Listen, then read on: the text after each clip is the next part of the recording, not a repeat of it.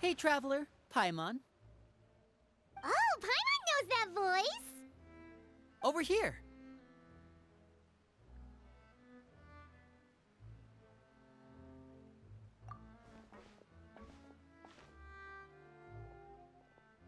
To borrow one of the more popular turns of phrase at the moment, this appears to be quite the fated reunion. Running into you two out of the blue like this has really made my day. I certainly wasn't expecting it. You can say that again. What brings you to Poisson? Wait, Paimon's got it! You must be here for one of your magic shows, right? Actually, we've run into a bit of trouble on the home front, so Father arranged for us to stay in Poisson for the time being. Oh, are Lynette and Fremine here too? Yep, along with most of the other members of the House of the Hearth. You may have noticed Poisson seems a bit more crowded than usual. So you're saying nearly the entire organization has moved to Poisson? Sounds like you've run into way more than just a bit of trouble. What's really going on? Well... Since the two of you are so curious, perhaps I can fill in the gaps. You scared Paimon half to death! Father, you're here. You know... On second thought, maybe we don't need to know? It's all probably super confidential House of the Hearth stuff, right? We totally weren't trying to pry or anything.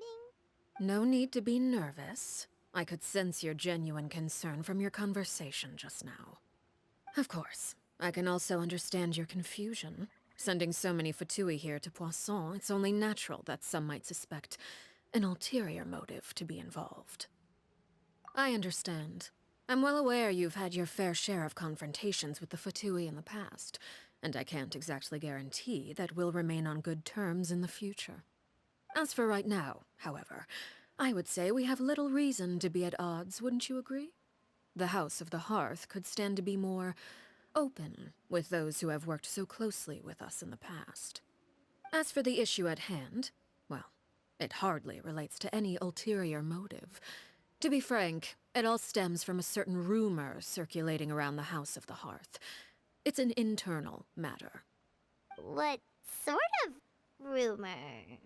A rumor that a certain phantom child is hiding away in the House of the Hearth. A phantom child? Ooh, just hearing the name is giving Paimon the creeps. A spirit that should have long ceased to exist is lurking in the shadows of the House of the Hearth. So I decided to bring the children to Poisson before continuing to investigate the situation. I expect I should be able to track down the spirit fairly quickly. After that, it's just a matter of resolving the situation, if you will. It shouldn't be much trouble at all. If you're curious, or if you still have some concerns, it might be advisable to stick around for a few days. I'm sure the children would be exceedingly pleased to welcome some visitors. Lenny, I'll leave you to entertain our guests. I have some matters to attend to. Of course, Father.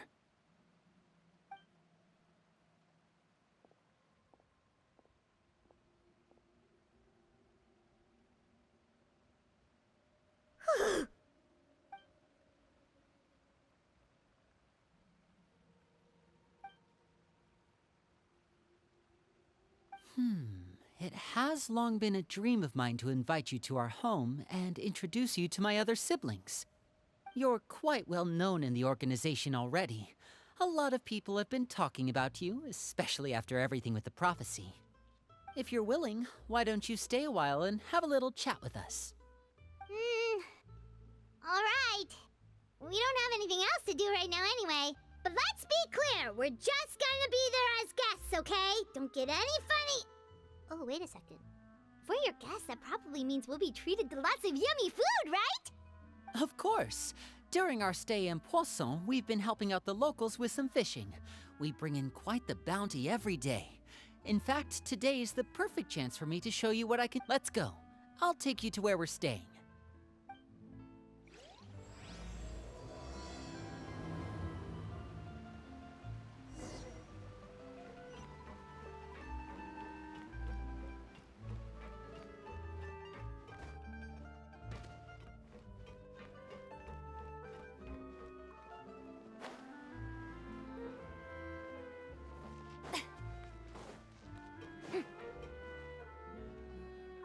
We rented this house from one of the locals to use as a temporary base. I'll come back later and tidy up a bit. After that, it should be all ready for you to stay in tonight. Awesome, thanks! So, where are we off to now? Well, when I happened to run into you two earlier, I was actually in the middle of distributing some supplies. With this many people staying in Poisson, we have to bring in outside supplies every now and then. I should probably make sure the rest of these provisions get delivered, otherwise people might start to get antsy. Okay, we'll come with! There are all sorts of rumors about your organization floating around out there. Paimon's not sure if she could even take a wild guess as to what's true and what's not. But now that we finally have the chance to see a day in the life of the house, we can take a good look at how you operate! Well, you're more than welcome to come along. Just follow me.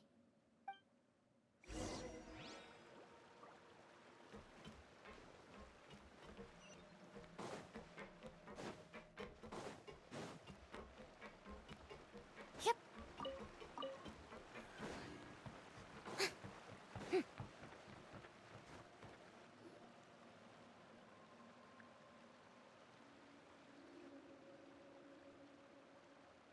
Linny, you're finally here. The supplies. I'm assuming you've... Brought them with me? Yep, here you go. Hello? Something caught your eye? It's the Traveler in Paimon! No way! Come here, everyone! Hurry! The Traveler and Paimon are here! One at a time, please. Don't crowd around them all at once. We don't want to scare off our guests now, do we? Oh, it's all right! Gotta say, Paimon didn't realize we were this famous. Of course! Father and Linny have told us so much about you. Father told us about how you helped Linny. According to her, you're a trustworthy friend.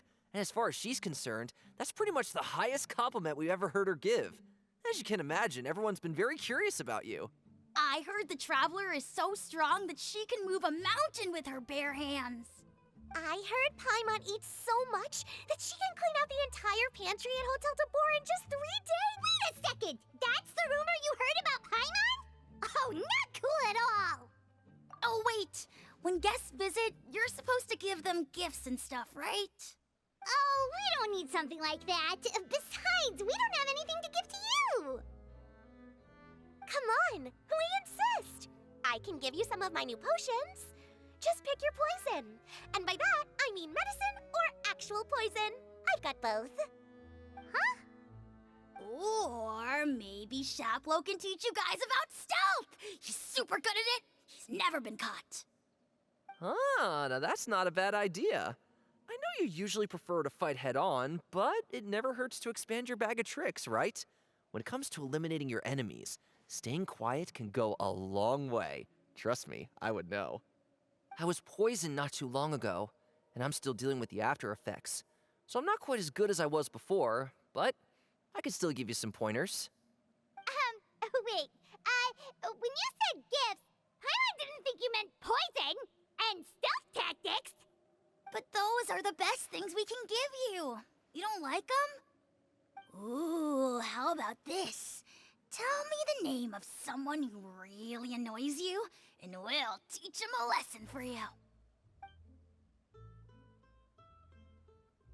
All right, Fold, Selwar. I think that's enough suggestions for now. When it comes to being a good host, it's the thought that counts. You don't need a physical gift to make our guests happy. In fact, pestering them with suggestion after suggestion might make them more annoyed than anything.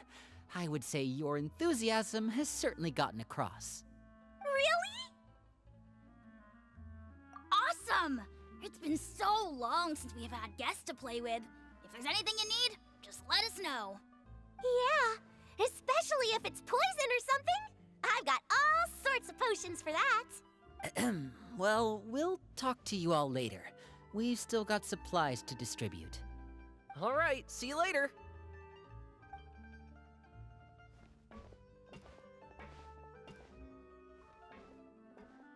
Bye!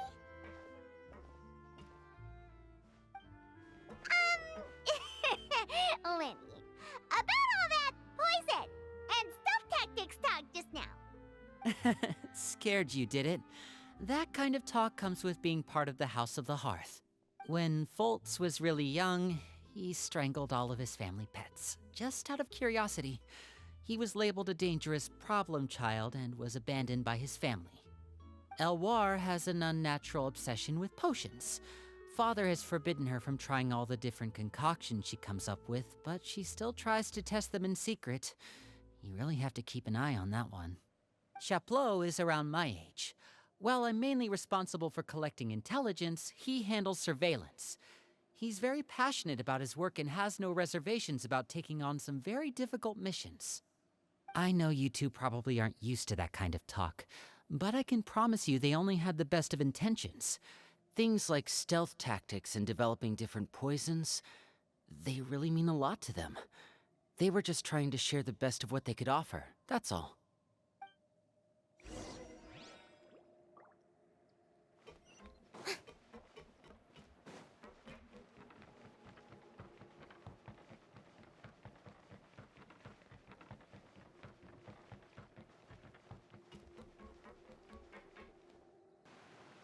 Filial, supplies are here. Thanks. And who are these two? Outsiders? Allow me to introduce you. This is the Traveler and Paimon. Oh, you're the famous duo I've been hearing so much about. It's nice to meet you. I heard you've traveled to all sorts of places. Is that true? Of course! We're making our way all across to that! Oh, good for you. You must be pretty familiar with Fontaine by now, then. Have you seen the new opera that started running recently? I think it's called... The 4,000 Thieves? Oh, this is the first we've heard of it. It seems like it's going to be fantastic. From what I've been able to tell from the posters, anyway. You should definitely check it out if you have the time. Oh, and there's The Blind Maiden, too. That one is supposed to have audience interaction. Seems pretty interesting. After this mission is over, I think I'll go get a manicure. Oh, maybe I should dye my hair. Wonder how much it'll cost. Is it just Paimon, or do these two seem much easier to get along with than the others? Looks like the House of the Hearth has some normal members after all. I heard that. Oh! Oops. I'm guessing you're referring to Foltz and the others? Yeah, we're definitely not all like them. I bet those crazies are practically foaming at the mouth right now. I'm sure they just can't wait to get back to Snezhnaya to carry out the plan. That's enough, Filial. Don't talk about family members behind their back, right? Whatever. Let's go. Guess this is goodbye then. If you ever have some time, we should go see the opera together.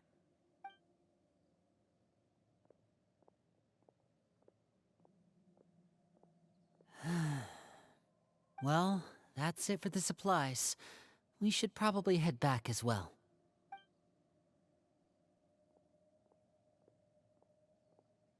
Well, they didn't seem too happy with each other.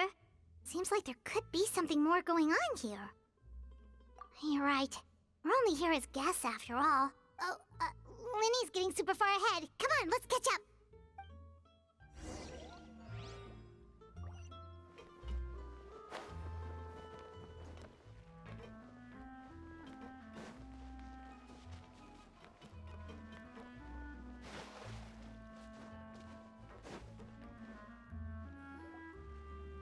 So, what do you think of the members you've met so far? Well, Father is always encouraging us to be strong-willed and independent. So if there's one thing we've got, it's people who aren't afraid to speak their mind. Well, I should probably get cooking. Wanna join? Of course! Then let's head out and... Huh? Fremine? What are you doing here? Well, Fremine! Nice to see you again! Oh, you too. I heard you're here as guests of House of the Hearth. Welcome. We were just going to make some food. Why don't you come along? I could use some help in the kitchen, and I seem to remember you mentioning you wanted to make seafood soup for the traveler in Paimon. Seafood soup? Oh, Paimon's drooling already. Were you looking for something just now, Fremine? Maybe I can help. It's nothing. I just wanted to see if there were any extra supplies. Yeah, we've got some left over. What do you need? Some food and water. And some clean cloth, if possible. No problem. Give me a second here. Food, water... Wait a minute. What do you need all of those for? You're not on any missions as far as I'm aware, and you were just going to come eat with us. So what's this all about? I thought I'd grab an extra portion because I get hungry at night. Could be because I'm growing, you know, and... Fremine, you remember what I told you? You're not like me. Your lying skills still need some work. Tell me what's going on. Is it really bad enough that you have to keep it from your own brother? Maybe it'll be better if we gave them some space. This is the first time I've seen that kind of look on your face. Whatever happened, does it have something to do with Father? Yes. Just follow me.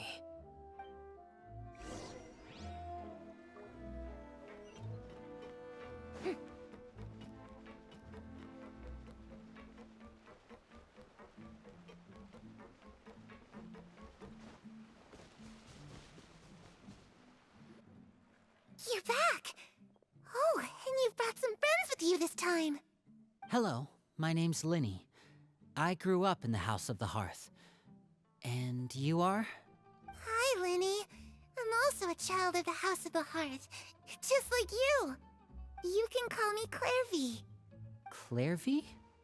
It's nice to meet you. Does that name ring any bells, Linny? No, not at all. That's not a name we have on our roster, I'm sure of it. What I'm not sure of, though, is how she managed to sneak in. She must be the phantom child Father's been searching for. From the looks of it, I'm guessing you were the one that found her, Fremine. You, haven't told Father, have you? No, I haven't told anyone. I've just been keeping her hidden. For how long? About half a month now. So ever since we got to Poisson, then. Do you have any idea what you're doing? I know what I'm doing. Really? 'Cause from where I'm standing, it looks like you're hiding the very person Father has been trying to find. If Father finds out about this, everyone involved is going to be punished. You know the rules of the house, Fremine. I know you do. Father doesn't tolerate any form of betrayal. So why are you doing this? I've thought it through. And I just can't hand her over like that. Linny, don't you remember last year? Sheplo nearly died after getting poisoned during that one mission. He wasn't able to get back before the poison started taking effect, and not a single person was there to help him. That night, while I was sleeping, I heard a voice telling me to go save him. I opened my eyes, but I couldn't find the source of the voice. I thought maybe I was just hearing things, but I went to look for him anyway. Luckily, I got there with enough time to save his life. That feeling of being haunted, of hearing voices, it's happened many times in the House of the Hearth. I'm sure you've noticed. So what you're saying is, that was her? She was the one who spoke to you that night? Unless there are other spirits roaming around the House of the Hearth, I don't think there's any other possibility.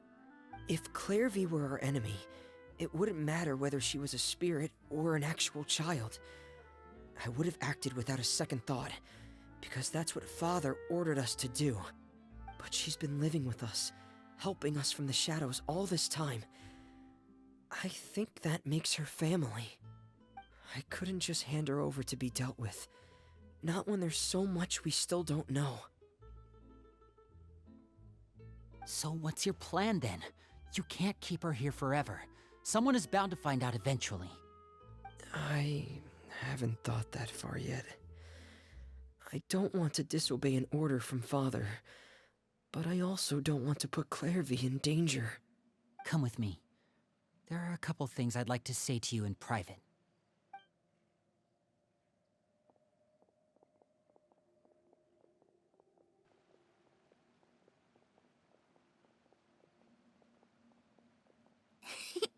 Those two sure care a lot about each other.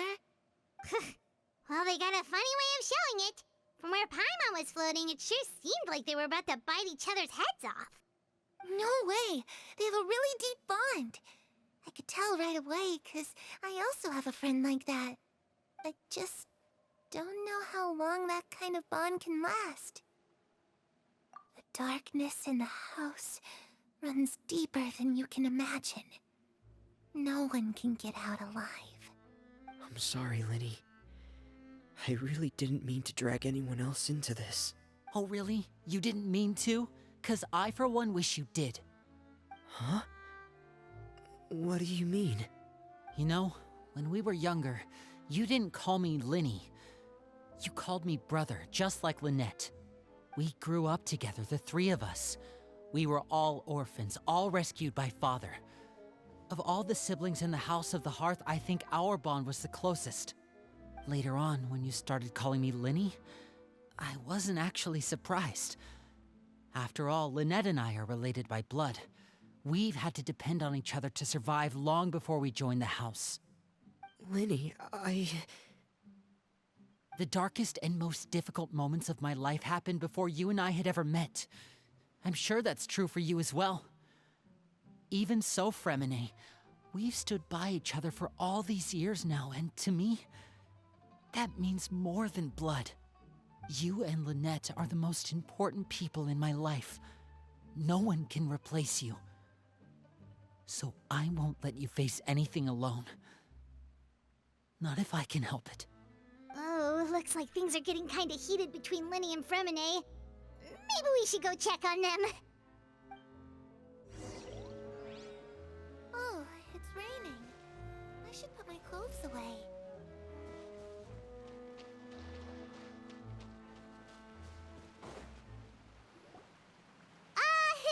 Hey, you two! Hope we aren't interrupting anything. Like a fight, or... Oh, wait a minute, Fremine. You're not crying, are you? Is everything alright? everything's fine. Thanks for asking. Well, we're all friends here, right? We've been through so much together, so if there's anything we can do to help, just say the word. It's just a small family dispute. It's not something our guests should trouble themselves with. In fact, it might be better if your stay ended here. What are you getting at, Traveler? When guests are around, families are often on their best behavior. And any disputes are less likely to escalate. That's what you're trying to say, isn't it? I just... Thank you. I was really hoping to keep you out of it. But even if I could think of some other reason to turn you away, I'm not sure I could convince you. I know things could turn dangerous, so I promise you this. From now on, I'll protect you like my life depends on it. Me too. Well, back to the matter at hand then. If we don't plan on handing Clairvy over to Father, then our only other option is to solve the mystery of her identity before Father is able to track her down. That means finding out where she came from and what she's doing here. Then we can send her on her merry way and pretend like none of this ever happened. I've tried that already. And? And... nothing. I tried taking her somewhere really far away, but... after some time, she just reappeared. She even came with us all the way to Poisson. It seems like wherever the house is, she follows. I don't know much about spirits. Do you two have any ideas? Let's see here. Paimon remembers hearing something like, if you fulfill a spirit's last wish before they died, they'll let go of whatever's keeping them here and return to the ley lines. Oh, it's just that Paimon doesn't really remember where she heard that, so it's not guaranteed to work or anything. Well, sounds like it's worth a shot. Guess that means we should go ask her about her wish. But first, Fremine, I need you to promise me something. What is it? I need you to promise me that this will stay between the two of us. We're the masterminds behind this whole thing. No one else gets involved. Can you do that for me? Of course. I promise. All right. Then let's seal the promise just like when we were kids. Fist bump on 3. Ready? 1, 2, 3. I swear.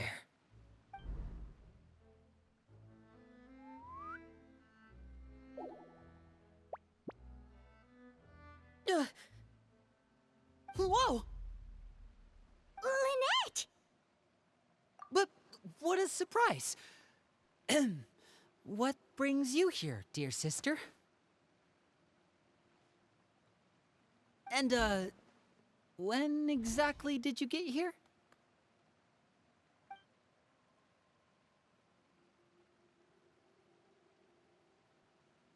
You're an idiot, brother.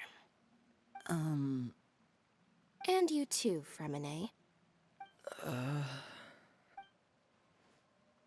You 3, Traveler. And you 4, Paimon. Wait, what did we do? I've seen Clairvy around the House of the Hearth before. I hadn't seen her in Poisson, so I figured she must not have come with us. But it turns out, you were just hiding her. I heard you talking about your plan. Rather than steering clear of the situation, I'd rather fully join in.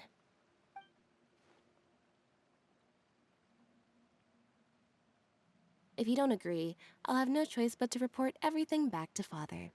Simple as that. You're not giving us much wiggle room here, Lynette. Well, I guess we're all in this together then.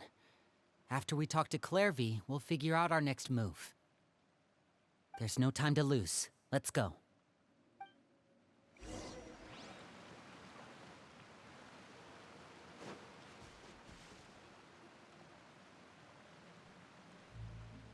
I'm full. Thank you for bringing me this food, you guys. She said she's full, but the food doesn't look like it's even been touched. That's right. Based on what I've been able to observe, it doesn't seem like Clairvy can interact with the physical world at all. Still, when she's presented with food, she'll always linger around it for a good little while. Maybe, in her mind, she really is eating those things. Does she know that she has already passed away? I've tried to ask her, but she didn't answer. My guess is that she's just as confused as we are. Or maybe she couldn't understand the question at all. Clairvy, if you've got some time, I'd like to ask you a few questions. Sure. Oh, another new friend. Hi, I'm Clairvy. Hello. Clairvy, how did you join the House of the Hearth? Huh? Isn't it the same for everybody? The knave brings you here and then you can't leave. It's just that your name, it's not on the roster. And I've never seen you before. The roster? Oh, I get it now. I think there might be some things you don't know about this place. The people in charge, they're not as nice as they look. They say they keep a roster, but it's not complete. There are a lot of people who aren't on it, and never will be. In this house, some people are family, and other people are just test subjects. Those kinds of people aren't ever going to get a place on the roster. Unless it's the roster of people who've been executed. Wait, does that mean the knave... She... Is there anyone that can vouch for you? Perry. She's my best friend. She's the only one I trust in this place. Have either of you heard of that name before? No. Me neither. Clairvy, Perry. Neither of those names are on the roster. But it seems like she's telling the truth. Either that, or this kid's already got a bag of tricks bigger than mine. Maybe we should try a different approach. Clairvy, do you have a wish? A wish? It can be anything you want. Just imagine. It's your birthday, you're blowing out the candles, and your wish is...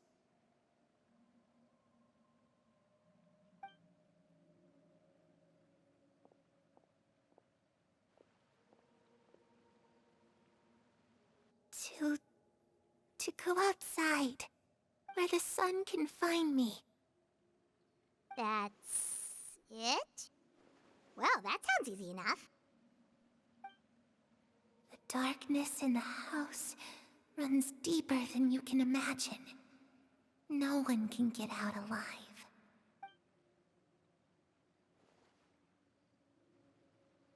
Okay, time to divide and conquer.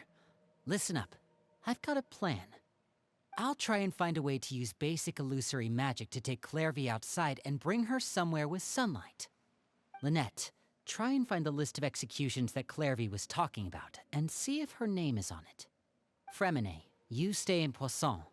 We can't be the only ones who've had run-ins with Clairvy. I need you to collect intel on everything she's said and done. Understood.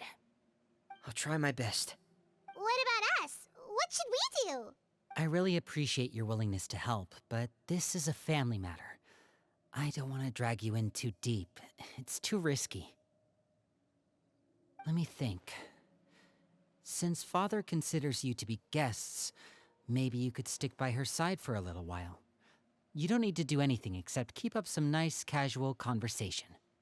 Ah, Paimon gets it. You want us to distract her. I'll give you a magic bird. If Father suspects something, all you need to do is release it when she's not looking, and it'll alert me that something's wrong. Of course, that's only as a last resort. If Father doesn't seem to notice us, there's no need to make contact. We'll reconvene here tonight after all's said and done. If the worst-case scenario happens and we're discovered, just tell Father everything. We're not going to let our guests get punished for our own actions. That's where we draw the line. You too. Okay, this is where we part. Father should be at the beach nearby.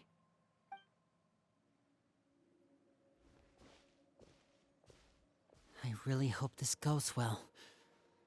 No, it has to go well.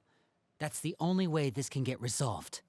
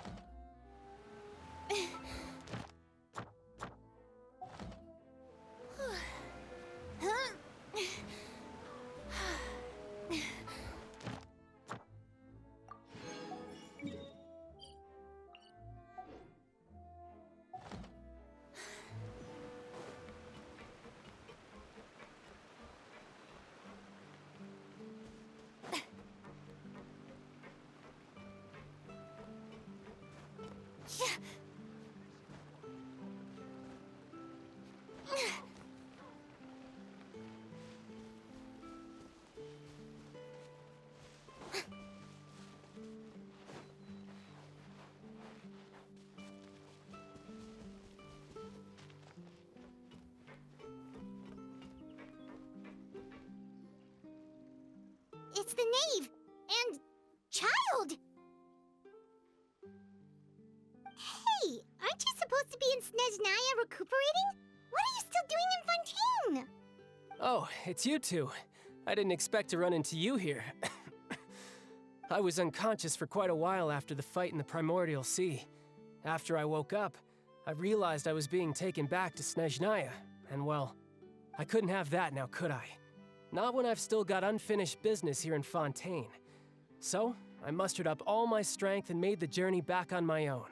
What sort of unfinished business are we talking here? It has to do with Skirk, my master. I really wanted to meet up with her, but by the time I got back, she had already left. I still have so many questions for her.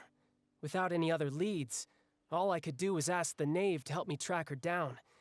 She must have left behind some traces from her time in Fontaine. Oh, okay, so have you found any clues? Unfortunately, no. While the House of the Hearth is adept at collecting all manner of intelligence, certain existences can still manage to escape our purview. Basically, unless Master feels there's a need to meet with me, she's not going to be found. But that problem has an easy fix. I just need to become stronger, and then... Paimon thinks you should focus on getting better first. The worst of it is over. It's all thanks to that one kid from the House of the Hearth. Elwar, I think her name was. She gave me a bunch of random potions to drink. They didn't go down easy, let me tell you. Pain and chills all over. But they really did help speed up my recovery. And that's good, because it looks like I really do have to head back this time. The old man's been putting the pressure on me. He sent someone to tell me I'm needed for some sort of project. Project Stuja? Yeah, that's the one. I heard Regrator's involved too. I'm not looking forward to having to listen to all his monologuing, that's for sure.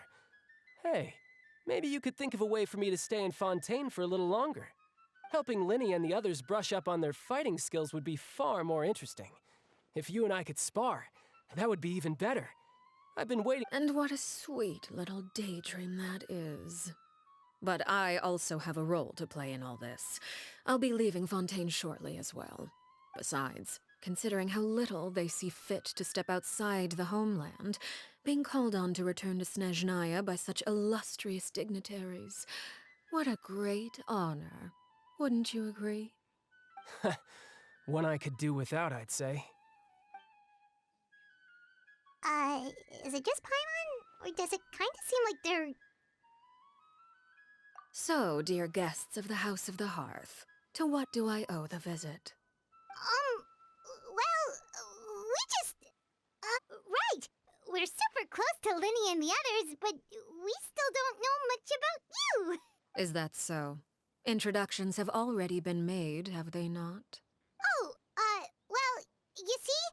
There's only so much you can learn about someone from a short introduction. At least tell us something a little extra, like... why do you call yourself father? Huh, good question. I'd also like to know. The fact that you have to ask tells me our intelligence work has been quite successful. Telling you the answer to that question would only serve to undermine that success. And we can't have that, now can we? Spoken like a true diplomat. That was some expert sidestepping right there. Well, if there's nothing else, I think I'll take my leave. I still have a small matter to resolve at home. Wait, don't go!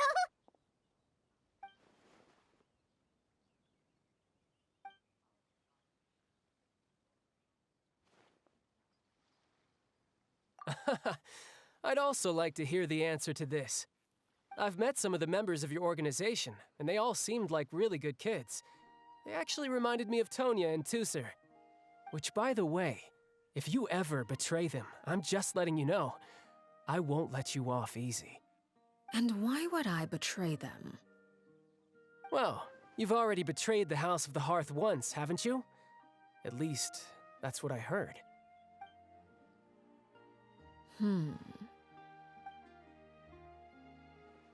Okay, I admit. That's just what the old man told me. The rooster, I mean.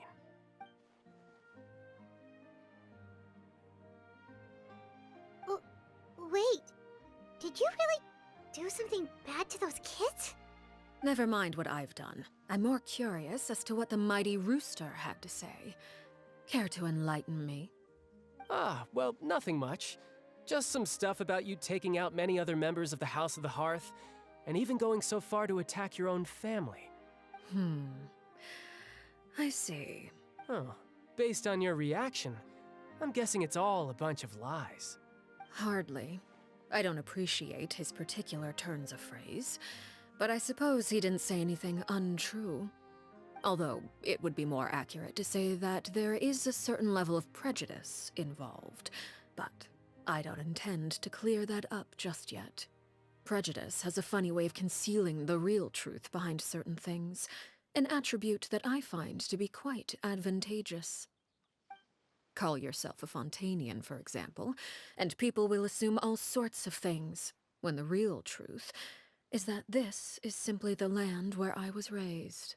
Huh? You're not actually from Fontaine? But then why did you try to help out with the prophecy and everything? I was trying to protect the children born in Fontaine. Claiming that I myself was a Fontanian simply made it easier to operate. People would hardly suspect a fellow Fontanian of having any ulterior motives. Who wouldn't want to save their homeland, after all?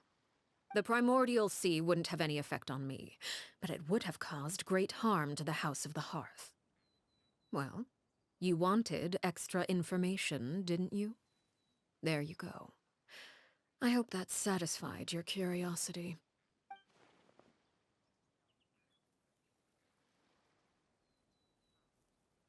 So, you stayed in Fontaine for the kids. I guess I was wrong to believe you'd betray them. Apologies. Looks like I was holding on to some prejudices myself. Good. Like I said, I like it when others have misconceptions of me. Actually, while I was recuperating at the House of the Hearth, there was something else that really caught my attention. I heard that members always resolve disputes and arguments with a friendly spar, and the loser has to back down. Seems pretty cool if you ask me. Would also give them plenty of opportunities to hone their skills. Well, that's only a recent development. In the past, such spars weren't nearly so friendly. The losing party would lose everything, including their life. They were that high stakes? Whew, at least that's not a thing anymore. Well, the current atmosphere's not half bad. I'm a bit jealous, actually. You've got so many family members around you, and you even get to live with them. Having a lot of family around means dealing with a considerable amount of bickering and scheming. Once Tonya and Tusser enter their rebellious phase, I'm sure you'll understand. Just imagine. Tusser becomes obsessed with plucking out strands from the rooster's mustache, or Tonya decides to dye her hair 42 different colors. Okay. I get the picture.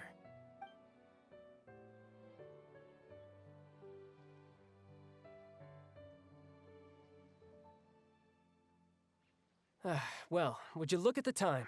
I should probably get going. Traveler, Paimon, I'm not sure where our paths will cross next, but the next time we run into each other, we should definitely try and find some time to spar. Again, maybe this is a conversation we can have when you look less like you're gonna keel over. All right. Well, thanks for everything, Arlecchino. No thanks necessary. You also played a part in obtaining the Gnosis. I would say we can call ourselves even. I like the sound of that. Well, I'm off. See you all some other time. We should probably get going too. Do you want to head back with us? Oh? You want me to leave so soon? Oh, well, you see... I'm rather enjoying the evening breeze. If you don't mind, I think I'll stick around for a bit. I have some things to think about. Apologies for not attending to you like a proper host. Please forgive this slight. I do hope you'll have a pleasant stay. We managed to keep her distracted until nightfall. Good thing Child was there to keep the conversation going. You don't think she suspected anything, do you?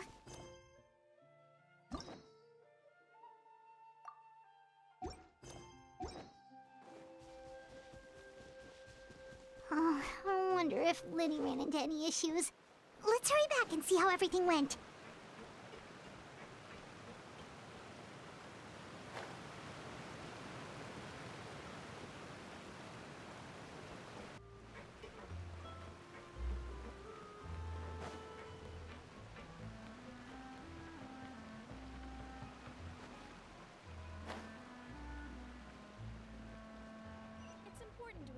her diving equipment regularly.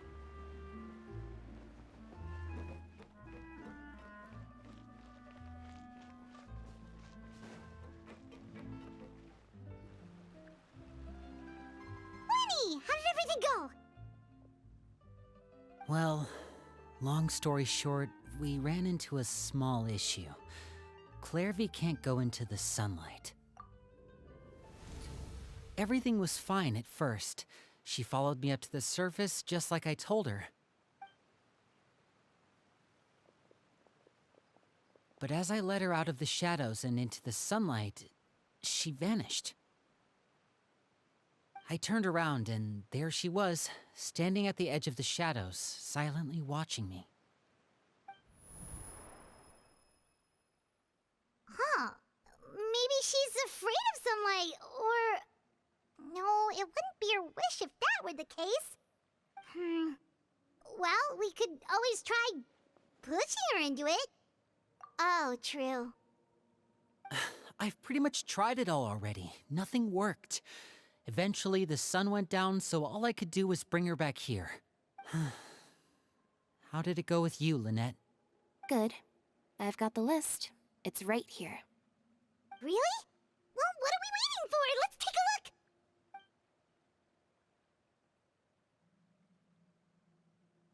Oh, that's a lot of pages. Oh, it's gonna take forever to get through it all. We can each take a section. Here. La Pouillade, l'endroit, Chambel, horaire.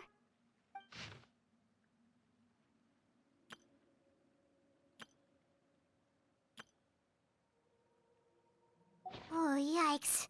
That horaire guy has a huge scar on his face. He's kinda giving Paimon the creeps. Ah, I've met him before. The scar is from an injury he received during a mission. I still remember him joking with me about it.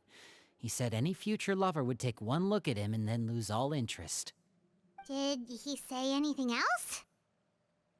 Well, I asked if there was someone he was interested in. He said no, and that's where our conversation ended.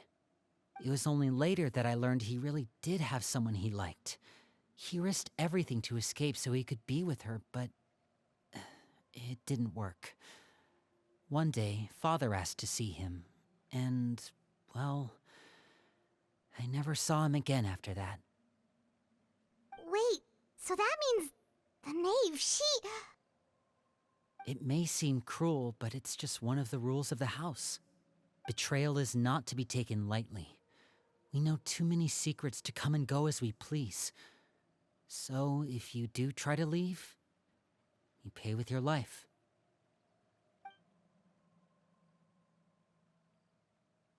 Her name's not here, huh? Well, that's not too surprising. It doesn't seem like this list is complete. It only contains records dating back around 5 years. Let's shift our attention then. Fremine, were you able to find anything out? Fremine. Sorry. I was thinking about something. I managed to talk to quite a few people, but I couldn't help but notice that the atmosphere in the house was a little... strange. Strange? Yeah, I mean, I know there have been arguments in the past, times when people haven't gotten along. Chaplot and Filial are a good example of that. Oh, those are two of the people that we met while delivering supplies. Paimon can see how they might not get along. They had very different vibes, and their, interests seem to be pretty different as well. That's to be expected, actually. Father brought us all here, shared her knowledge with us, taught us how to fight. That's one thing we all share. But that's also where the similarities end. Not all of us feel the same desire to stay here. As members of the House of the Hearth, we're also considered part of the Fatui. And to a lot of people, that's an identity they never asked for. Certain members get older and realize they want something else for themselves. But considering the rules of the house, most people would never say that out loud. People like Chaplot and Foltz are loyal to Father and her vision. They're proud to be part of the Fatui. Filial and Nantoy, on the other hand, well, they aren't quite as enthusiastic. These kinds of conflicts have always been there. It's not like Father is in the dark about any of this. Well, that's true. But it just feels like things have gotten worse lately. Filial and the others, it seemed like they were meeting in secret to talk about something. I can't say for sure, but I think they've met Clairvy. You think she's been inciting them to act out?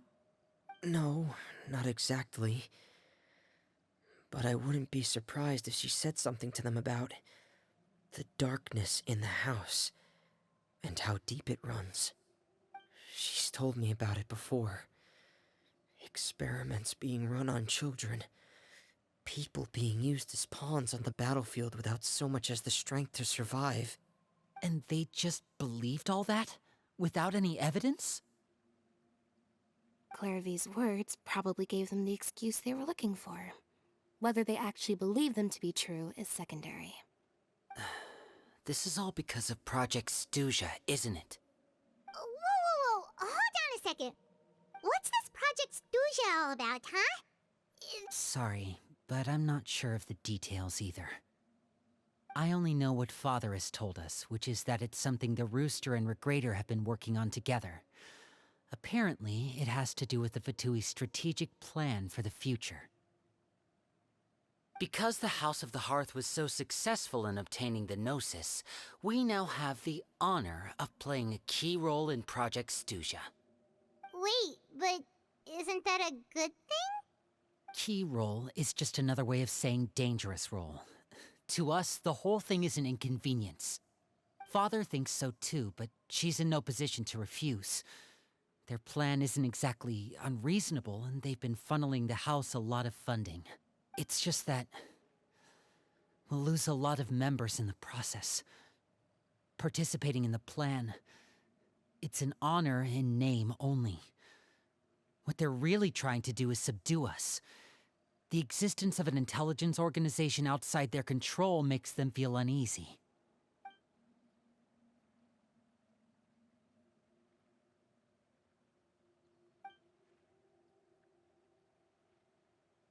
Okay, super complicated top secret Fatui business aside, what does all of this have to do with the conflicts you were talking about earlier? Paimon doesn't get the connection. External pressure has a way of exacerbating internal strife. You can't overlook the power of fear either. People are afraid of dying, and that fear is often the impetus for a lot of stupid decisions. I thought resolving the Clairvy situation would make everything go back to normal. But it looks like things are more complicated than I thought. If we leave Filial and the others to their own devices, sooner or later, Father will be forced to take action. We can only focus on one situation at a time, brother. You're right. Even if we confront Filial and the others, it won't do any good. It might even make matters worse. We should focus on Clairvy for now. Well, it's getting late. We should head back and get some rest. We'll try again first thing tomorrow. Lynette, you stick with me this time. Fremine, keep a close eye on Filial and the others. Make sure they don't do anything they'll regret. Good work today, everyone. Have a good night, and I'll see you tomorrow.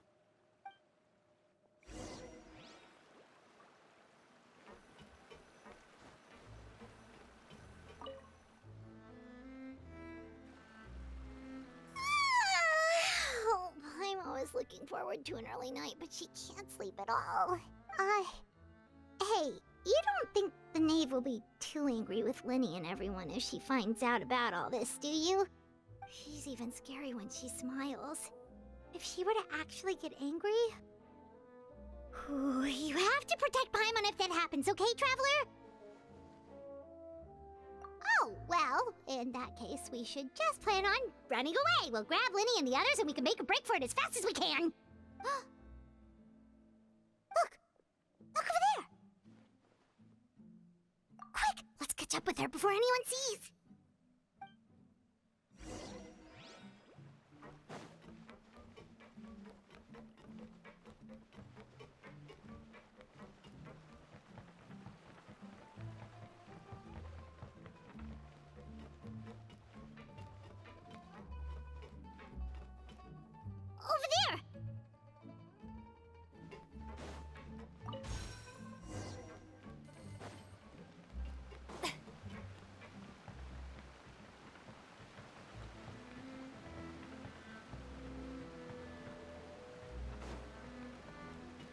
Oh, where is she going? Oh, if someone sees her, we're toast.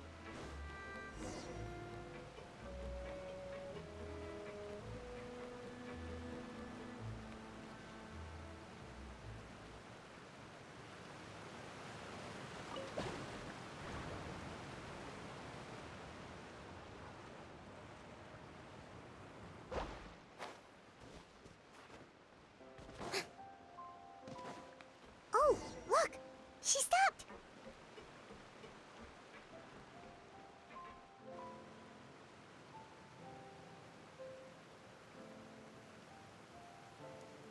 Clairvy! Shh! I opened the window while no one was looking. Look how pretty the outside is. If only I could have more than this. You probably think I'm being silly, huh? All this hopeless resisting? It's better to dream of what I could have than try to make it a reality, right? Please, help us get on the same page here, Clary. We need you to tell us what you know. Can you do that? Sure. Although, after you hear all this, I think you might regret that decision. Everyone in this family is nothing more than a tool, something to be used and exploited. We're all expendable, including me. As long as you're useful, you get to stick around. Lose your value, and you're handed over to the doctor, experimented on, and given a fate worse than death. I've seen it happen again and again, and you're saying the knave did all that? It's just, that doesn't seem like something she would do. She's scary and all, but it seems like even she has lines she wouldn't cross. I knew you wouldn't believe me. Everyone thinks she's a good person. They all think of her like a real mother. Mother? But she doesn't deserve that title. She's disgraced it and tarnished it.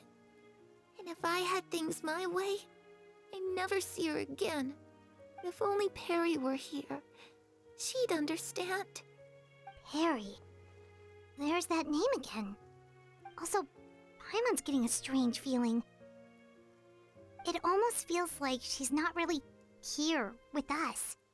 Paimon can't tell if she's actually talking to us or if she's mistaken us for someone else. Well, in any case, it seems like she really needs someone to talk to. We should keep her company for a little longer. She looks so young. But it seems like she's been through a lot. It's getting windy. I should close the window. Ooh, look at the moon. Isn't it pretty? Hey, wanna hear a secret? I heard that if you look up at the night sky in Snezhnaya, you can see the aurora. It's supposed to be super pretty. Even prettier than the moon tonight. Perry and I promised each other that once we're older, we're gonna go see it together. But I can't find her. I'm worried she's also been... No, that wouldn't happen to her. She's special. Mother likes her a lot. I should really go talk to Mother, but we just fought. She doesn't want to see me, and I'm too scared to face her. What should I do?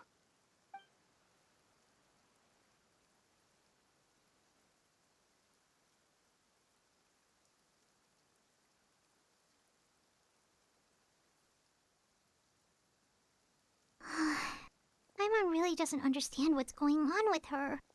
Well, let's head back. We've got an early morning tomorrow.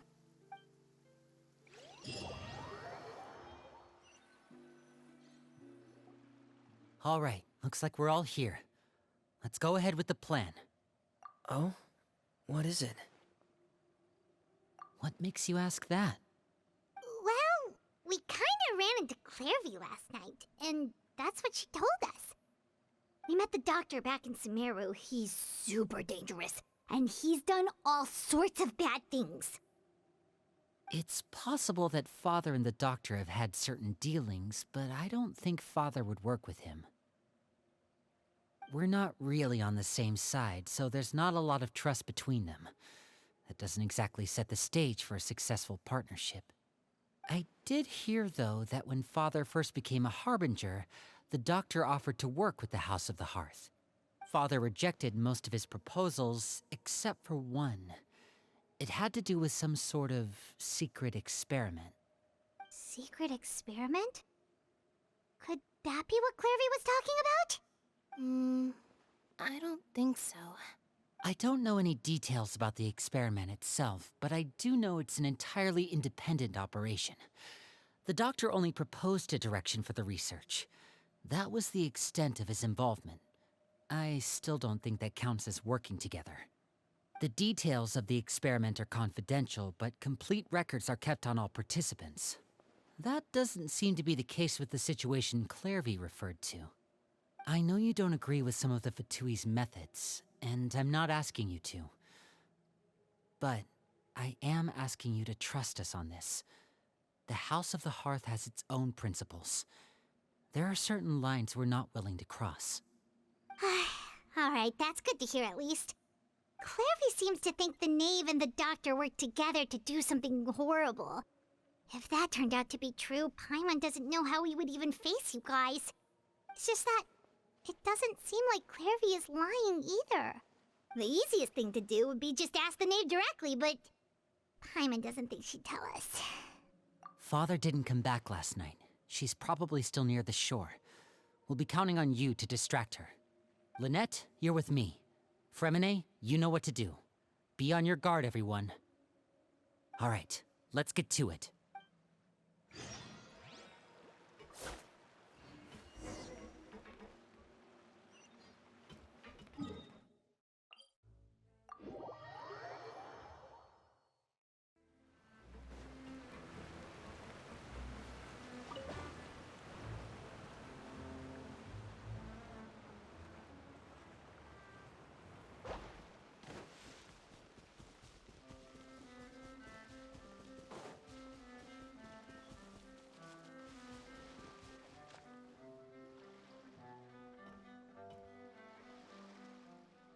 Ah, it's you two again.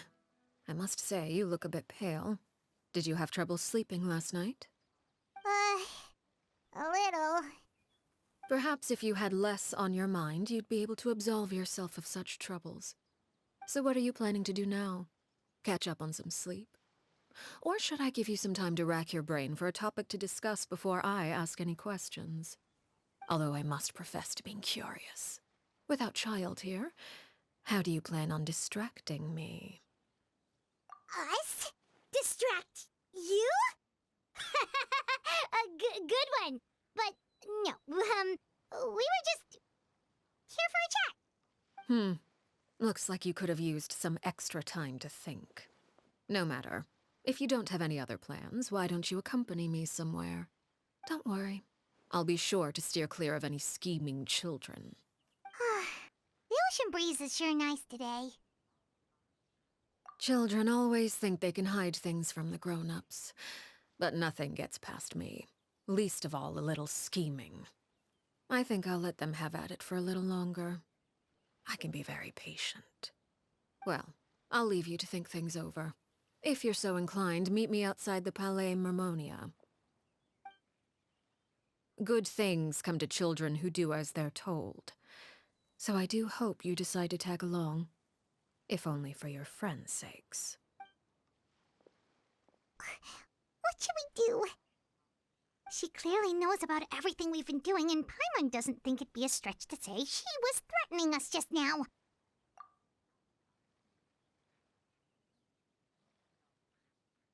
Oh, good idea. Hopefully he sees it in time. Well, we should probably head to the Palais Mermonia. Paimon doesn't want to find out what happens if we don't show up. Based on what the knave was saying just now, it sure didn't seem like it'd be anything good. Okay, then we probably shouldn't keep her waiting.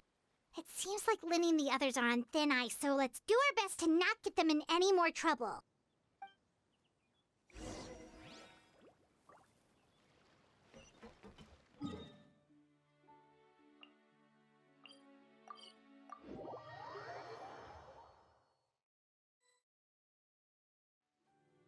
seeing as we still have some time before my meeting, we might as well enjoy some pleasant conversation while we wait.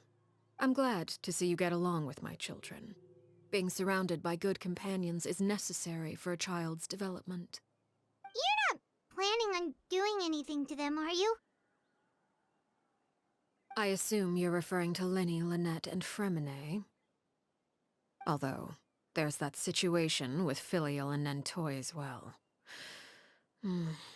It appears quite a few people have been acting out lately. No matter. I'm not one to discriminate. All those who betray the house meet the same fate. There are no exceptions. Does that mean you're going to kill them? Oh, are you here to beg for their lives? I'm sorry to disappoint, but the rules of the house change for no one. In my organization, everyone is responsible for their own actions. But don't you care about them at all? They really respect you. They even call you father. You must feel something for them. Any organization in which feelings come before principles is one destined for ruin. The House of the Hearth is hardly an exception. You could say our principles are more stringent than most. Perhaps I can offer you this consolation at least. As our guests, you two will not be held accountable along with them. I would imagine Linny, Lynette, and Fremine will be able to keep their lives. As for Filial, Nentoy, and the others, I'm afraid there's little I can do. They can try to escape, but once you know our secrets, there's no getting out alive. But that's awful. Ah, you seem concerned. Out of consideration for my guests, I suppose I could turn a blind eye for a little longer. If Linny and the others manage to dispose of Claire V in the meantime, all evidence of their wrongdoing will be lost. In that case, I could hardly punish them for something I couldn't prove. If their efforts are unsuccessful, on the other hand, all will be held accountable. And the punishment will be severe. Of course. Oh, and here, I believe this belongs to you. Do try and keep better track of it next time. It takes a considerable amount of time to train a bird like this. It would be such a pity if you were to lose it.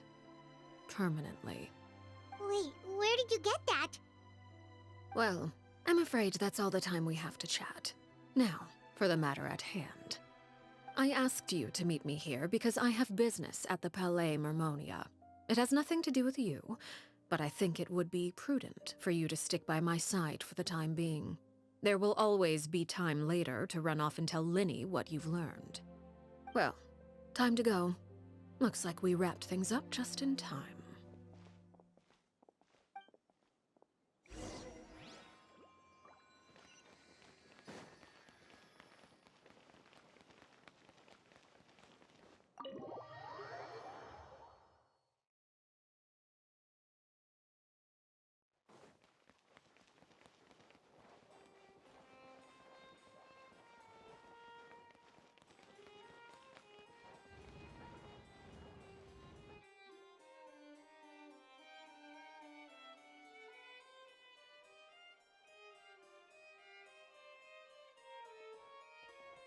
It's been a while, Monsieur Neuvillette. I must say, I wasn't expecting my meeting request to be approved quite so quickly. The Palais Mermonia operates with an efficiency worthy of admiration. It is only right that an esteemed diplomat such as yourself should be afforded the proper level of respect. Although, if I may speak plainly, I must confess that I did not anticipate we would have the occasion to meet again after presenting you with the Gnosis. I see you've brought the Traveler and Paimon with you as well.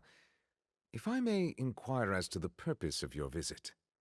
I'll be departing Fontaine shortly.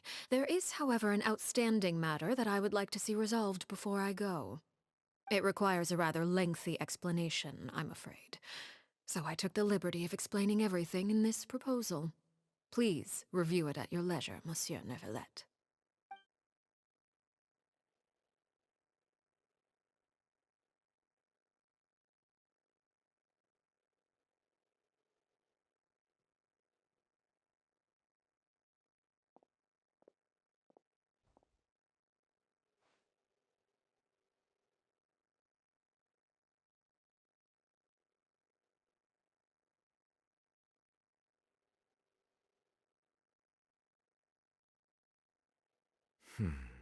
I understand your request. However, at the risk of causing offense, I must admit that I fail to see why you would wish for such a thing. I heard you have a certain fondness for water tasting, Monsieur Neuvillette, so allow me to use water as an analogy. A family is like a large body of water with countless rivers flowing in and out. As someone who watches over this system, I would hope that each river that flows from the source will eventually reach the ocean. Of course, objectively speaking, I know this is impossible. Most of the rivers will dry up along the way, disappearing into the ground and leaving nothing but a barren riverbed behind. Not all rivers are destined to reach the ocean, but I would not see their existence rendered meaningless. I believe the water that flows within them is simply meant for a different destination, like a field in need of irrigation. Or perhaps the glass of a certain water-tasting enthusiast. Did you get any of that, Traveler? Your words paint an optimistic picture indeed. Allow me to remind you, however, few among us are willing to sip from a glass filled with tainted water. It may have been tainted at one point in time, but not to worry. I'll make sure it's strained of all impurities and returned to its cleanest form.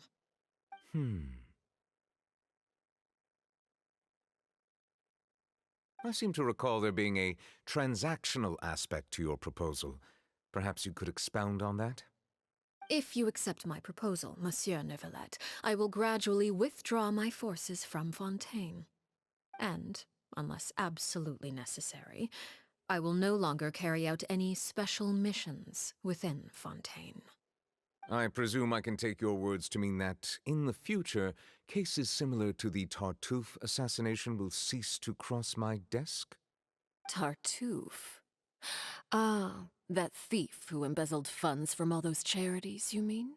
My deepest condolences to his family, but without any evidence, I cannot imagine how the House of the Hearth might have been involved in his passing.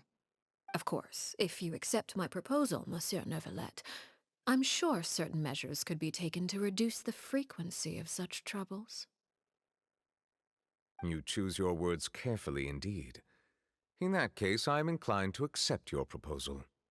My thanks for your generosity, Monsieur Neuvillette. Well, with that settled, we should be going now. I took the liberty of bringing along 2 bottles of spring water from Snezhnaya for you to enjoy. I do hope I get the chance to hear your impressions. Perhaps at our next meeting, yes? Indeed. I trust you would not overlook your commitment in the meantime. All right, Traveler Paimon. Time to go.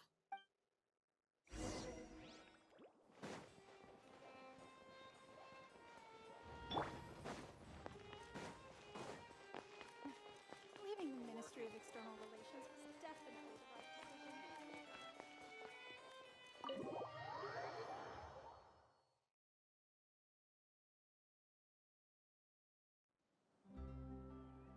So, what exactly were you talking about back there? Paimon only heard you mention some rivers, a large body of water, and then some kind of irrigation scheme. You really want to know? I would imagine there might be more pressing concerns at the moment. Lenny, Paimon really hopes everything's going okay.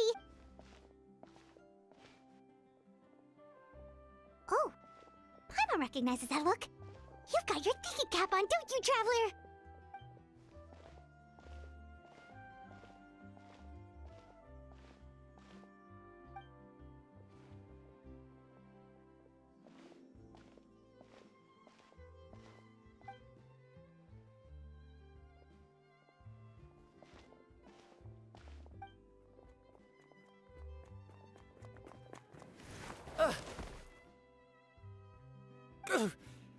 Oh, shoot. Are you alright? Oh, jeez. I'm so sorry. I was so focused on selling these papers, I wasn't looking where I was going. Well, let me make it up to you at least.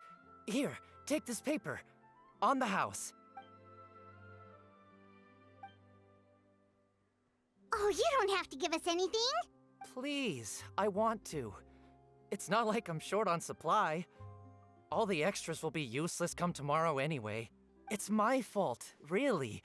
I was just trying to bring home some extra mora for the family, but I bit off more than I can chew. I haven't had many takers today, so I'm still swimming in papers. What's going on here? Nothing much. I just ran into your friend here on accident. I should probably get going, actually, so... Hold on.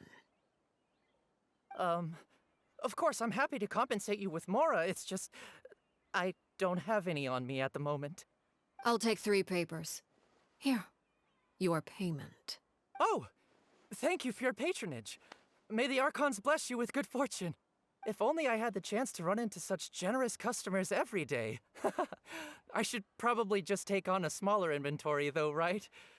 I'm getting married soon, so sometimes it's hard to not get ahead of myself. Anyway, I should head out. Goodbye! Well, now that my affairs are settled, we should take the boat back to Poisson. We've even acquired some light reading to enjoy along the way. Actually, why don't we stick around for a little longer? Paimon just realized how hungry she is. She can't head back to Poisson on an empty stomach.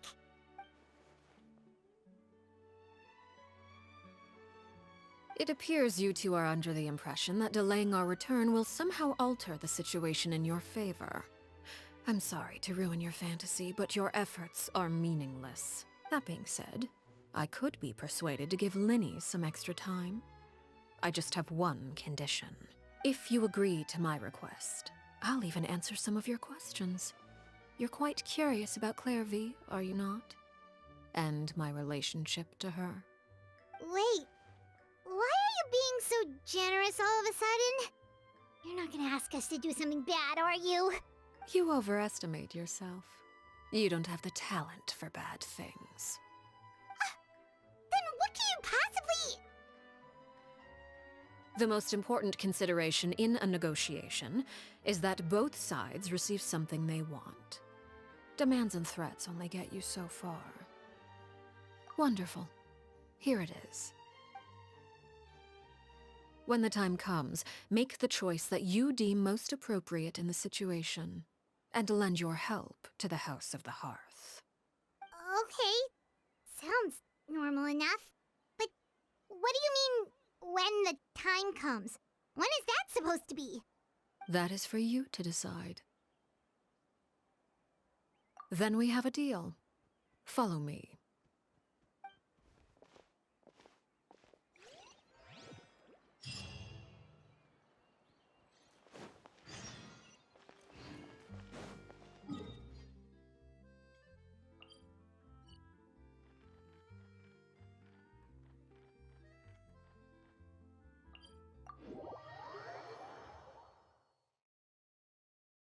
Uh-oh.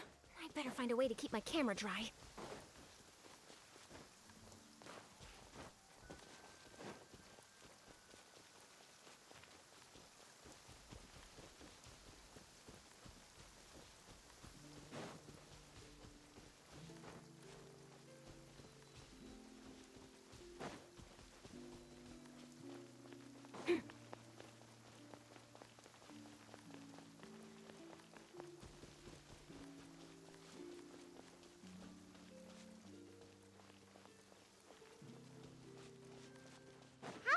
Explore the area ahead of us later.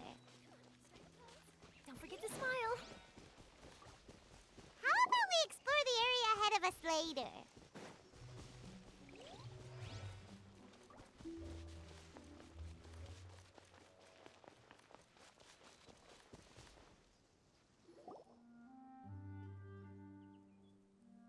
What is this place? Somewhere long forgotten by everyone. It used to be a grand building. Now it's nothing more than a pile of rubble. No one comes here anymore, nor does anyone care about what once happened here. Although, this place does have something to do with the story I'm about to tell you. It was before I became a Harbinger, and before Linny and the others joined the House of the Hearth. Due to certain events, I first killed Clairvy and then her mother. And this is where it all happened. You were the one that killed Clairvy? Patience now. Allow me to explain Clairvy's side of the story first. I'll start from the beginning. Clairvy was 6 years old when she was brought by her mother, Crucibina, to live in the House of the Hearth. From the outside, it seemed like a fairy tale. A thriving family made up of kind adults and friendly children. Crucibina was the knave at that time, and the House of the Hearth was under her control. She was Clairvy's mother by blood, but she was also the mother to all the children in the house. Clairvy was happy here, for a time. But she quickly realized that being part of this family wasn't a fairy tale at all. Purgatory? Exactly. The House of the Hearth takes in war orphans from all over Teyvat. But as for how to raise them, that depends entirely on the person in charge. Crucibina came up with a novel idea. She would teach the children to fight, force them to duel each other, and then crown as the king of the house the child who proved themselves most worthy of inheriting her title. It's difficult to estimate the number of children who died or were maimed in the process. There's little I can say about the ones who died. The ones that emerged with permanent injuries, on the other hand, well, they still served a purpose. They would be handed over to the doctor to be experimented on, or sent away on dangerous missions. Nothing more than tools to be used and then discarded. So those were the experiments Clairvy was talking about. But what actually happened to her?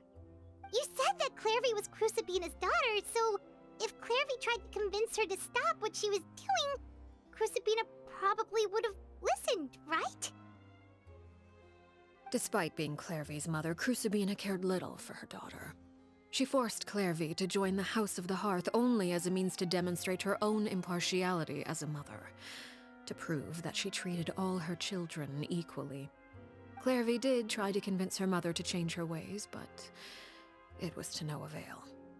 After her efforts failed, the only other option was to rise up and try to fight back. Unfortunately, the other children had already been thoroughly indoctrinated into the illusion of happiness Crucibina had created. Of course, there was one exception. Someone Clairvy's age who knew the truth about the House of the Hearth. Her name was Peruere. Wait, the friend that Clairvy mentioned? Friend, huh? I suppose we can call her that for now. Clairvy was a cheerful and passionate person with a tenacious spirit. Peruere, on the other hand, was rather cold-blooded.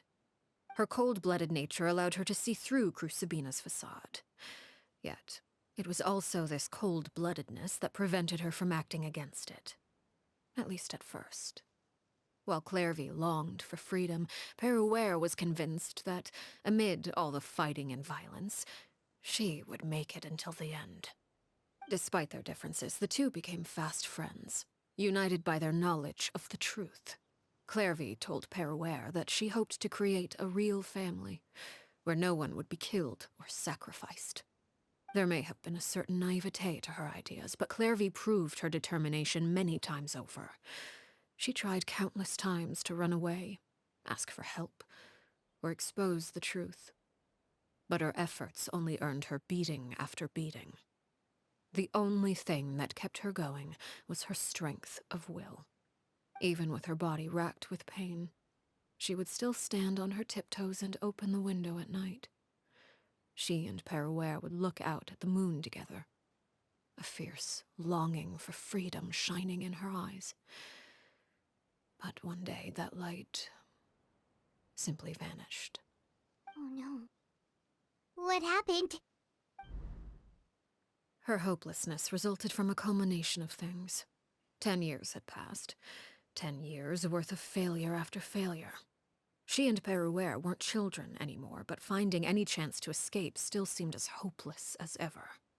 It was during this time that Peruere suggested a new plan. If escaping was out of the question, why not take down the very person sitting on top of this throne of lies? Mother herself. Clairvy rejected that proposal. She claimed that, as a famous harbinger, Crucibina possessed an unimaginable amount of power. Trying to kill her would have an incredibly low chance of success. Clairvy never gave another reason, but Peruere could see it written all over her face. Clairvy still thought of Crucibina as her mother. Killing her own flesh and blood was a line she couldn't bring herself to cross. If she couldn't escape and fight back, then only one option remained. Precisely. Death was the only way that she felt she could be free. It happened during a duel. When she arrived at the dueling ring that day, her partner turned out to be none other than Peruere, the very person that had stood by her side all those years. It was a fierce battle. But ultimately, Clairvy decided to let Peruere end her life. From that moment on, Peruere's journey was one written in flames. When the rain finally came and washed it all away, there she stood, the sole victor in Mother's endless game of slaughter, a trail of corpses strewn across her path to success. It was the very result she had predicted 10 years prior. Even then, she believed she would make it until the end. She wasn't surprised by the fact that she emerged as Mother's undisputed heir. Rather, her success left her with an inexplicable sense of restlessness. She was unsettled. And there was only one thing that could quell that sensation. Perhaps you two would like to take a guess as to what it was? Crucibina, you mean? But... Correct. This is the place where Peruere killed her best friend. A mere year later, this is also the place where she fought tooth and nail to kill the mother they shared. The moment she acted, any conception of what was right or wrong ceased to matter.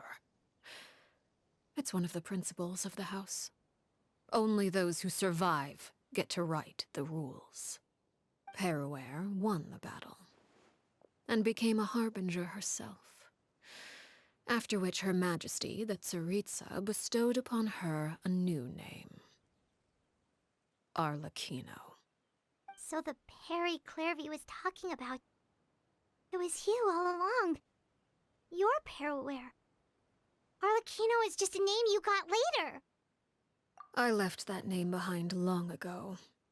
I must say, hearing it now does bring back memories. After I defeated Crucibina, the moniker of Mother died with her. I chose to forego the title she called herself, and even chose to give up my own name. I rebuilt the House of the Hearth under a new identity. Not only as Arlecchino, but as father. And that is where the story ends. Any more questions? Yeah. Based on what you just told us, Clairvy wasn't a little kid when she was killed. So the Clairvy we met... Was she really a spirit at all? I suppose you could call her an illusion born of flame. Her existence is like ashes to a fire. Something left over in the wake of blaze and ruin. You see, a certain power runs through my veins. It's not unlike a curse. My flames leave behind shadows of anything they consume. Of course, the chances of those shadows morphing into a sentient entity are exceedingly slim. Clairvy is a very special case. Clairvy died when she was 16 years old, but what emerged from the flames was her 6-year-old self. Her appearance wasn't the only thing affected. Most of her memories were lost to the blaze as well. Memory is a mysterious thing indeed. Losing a portion of your memories will alter your sense of self. Lose 10 years' worth, however, and it would be like living in the past. Like returning to a version of yourself that never grew up. No wonder Paimon got such a weird feeling when we were talking to her. Perhaps I should put it this way. Clairvy is someone trapped in time. It may seem like she exists with us in the present, but she truly lives in the confines of her own past. So if all of that is true, then you must have known about Clairvy for a long time. Indeed. She's a rather volatile and unstable entity. Sometimes she would look after the children. She's even saved some of their lives. But other times, she would hide from me and become obsessed with revealing the truth about the house to anyone who will listen. Shadows don't have the capacity to learn or grow. Any new information they encounter is quickly forgotten over time. Your attempts to expose Clairvy to sunlight. They failed, yes. The reason is actually quite simple. In Clairvy's mind, the house is impossible to escape, and it is this very perception that traps her there. But no matter. All I have to do is kill her again, and all will be resolved. I don't anticipate so much as a single speck of ash will be left behind this time. Wait! Paimon can understand why you might want her gone, but isn't there another way? So what if she's trapped in her 6-year-old self? She's still your friend! At least talk to her first! It's too late for that. She broke the rules, and now she must be punished. That goes for Filial and Nantoy as well. She's had quite the effect on them. I hope you understand. The difference between Crucibina and myself lies in our formulation of the rules, not our policy for enforcing them. Upholding the rules without question is a trait we both share, because that is how a household should be run. Is this really what you want to do? Whatever could you mean? Don't you want to say a proper goodbye at least? Whether as a killer or as a father, there are two things that must be avoided at all costs: anger and sorrow. Anger makes you impulsive. Sorrow causes you to waver. Well, it appears it's about time to proceed. Before we arrived, I told some of my well-behaved children to bring our troublemakers here by nightfall. I do believe I've kept my end of the deal. I gave your friends quite a bit more time. As for what happens now, we'll just have to wait and see.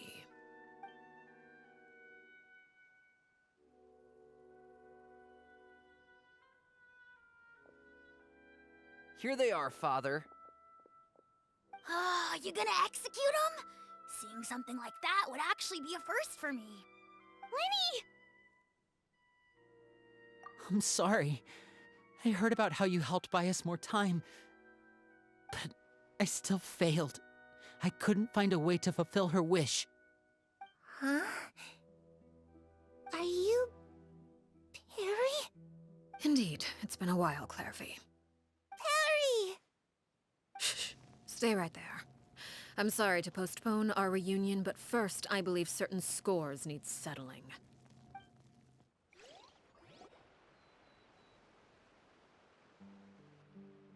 Father, let me explain. Out of my way. Father! You chose to conceal a threat to the house, and for that, you must be punished. Overall, however, I suppose your wrongdoing is hardly the most egregious of the bunch, so I'll deal with your punishments later. As for right now, the more pressing concerns are the traitors among us. By traitors? Do you mean us? Father, let me explain. We didn't mean to... Fultz, why don't you share what you heard? Yes, Father. Secret Midnight Meeting number 3.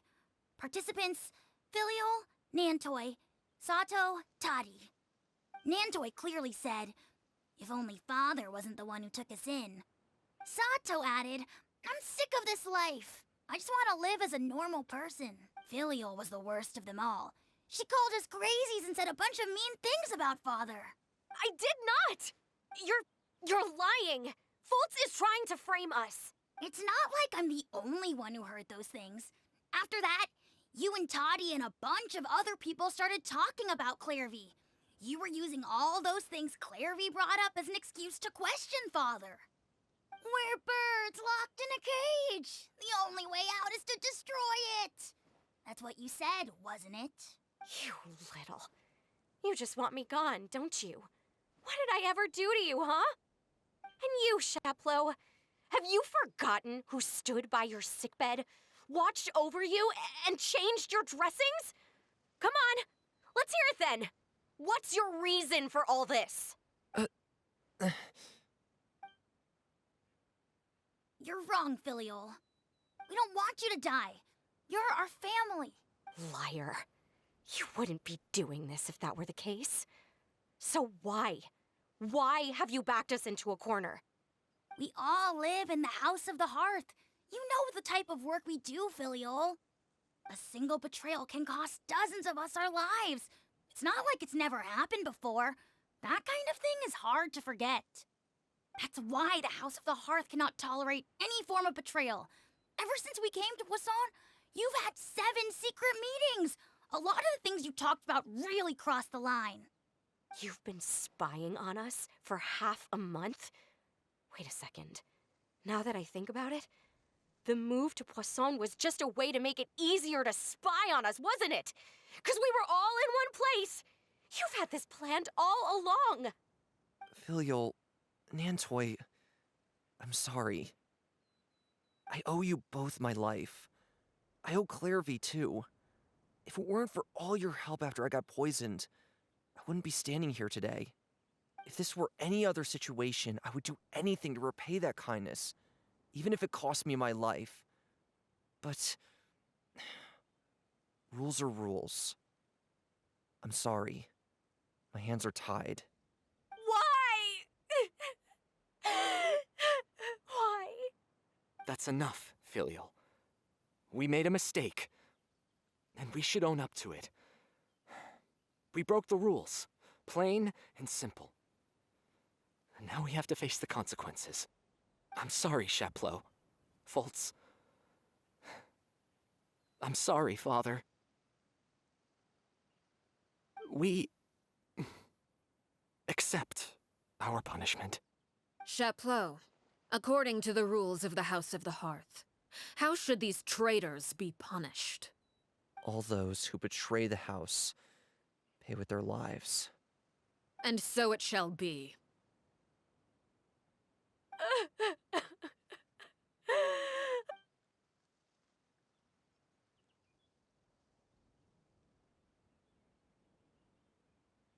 Father, please wait! Something you want to say, Linny? Please reconsider, Father. What Filial and the others did, does it really count as betrayal? We all come from broken families. From the very first day we joined the House of the Hearth, we wanted nothing more than to make it a real home. But the truth is, none of us know what a real home should look like. I'm not saying I have all the answers. All I know is this. Killing Filial and the others may uphold the rules, but doing so will only bring us further away from being a real family than we've ever been.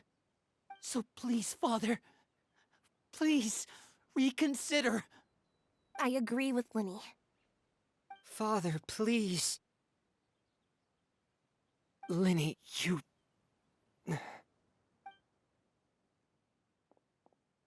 I also agree with Linny.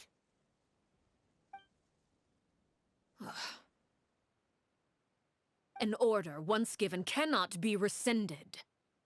However, given the extent of your determination, I suppose we shall have to go about this a different way. Draw your weapons and face me. Our weapons? Father, are you referring to a duel? Precisely. The rules of the house will not be altered. Traitors must be punished.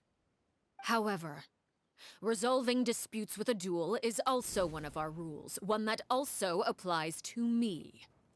Demonstrate a sufficient showing of strength, and I shall offer a concession. Wait. Beat Father in a duel? Impossible. Father is way too strong, even for Linny.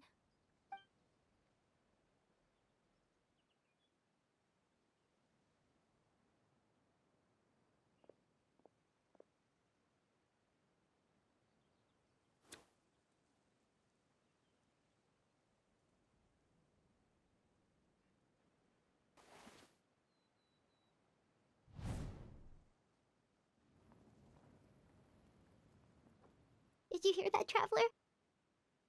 Letting the others have to duel the knave. What should we do? Can they really win something like that? If they lose, those people from the house are really gonna be executed. Hey, are you listening?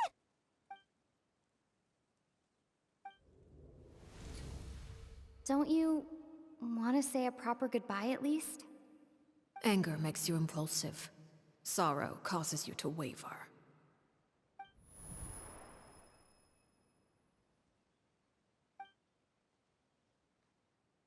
Oh. Looking at that expression on her face, she seems really serious about this. Guess that means there's no chance she's throwing the duel on purpose, huh? When guests are around, families are often on their best behavior. And any disputes are less likely to escalate. When the time comes, make the choice that you deem most appropriate in the situation, and lend your help to the House of the Hearth. What's wrong, Traveler? Hey, where are you going? Traveler? You're asking to join the duel against the knave? I'll allow it. We do have a ready-made dueling ring at our disposal, after all. All I would advise is this. Keep a firm grasp on your weapon, and give it your all. Any less, and you may just lose your life.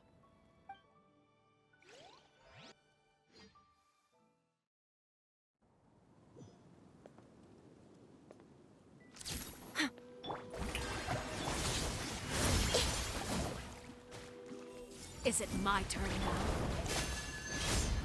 Breaking news! Say cheese! Sharing my knowledge! Closer now. Watch out for Father's movements! Is it my turn now?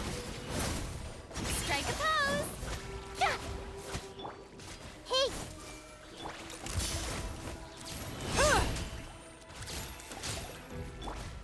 Now that's more like it. Father's even stronger than I expected.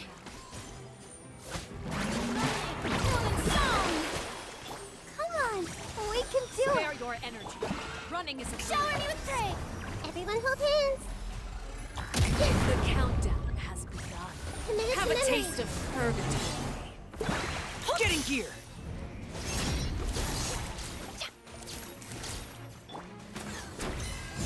Stop fighting! Make yourselves at home! Is it my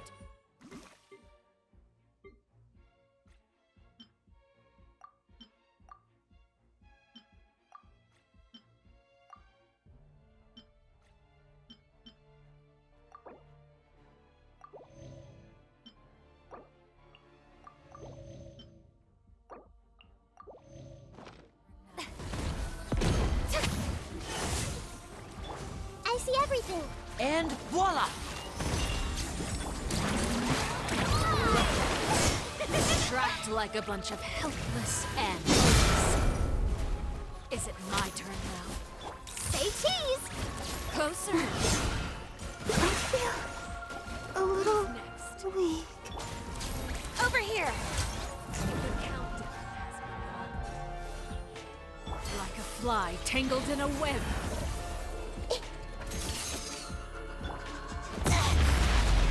With these rising flames.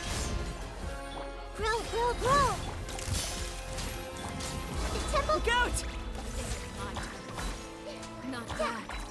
You've proven to be a worthy opponent after all. Let my name echo in song! Someone help me! Hold that pose! And voila! Have a taste of courage.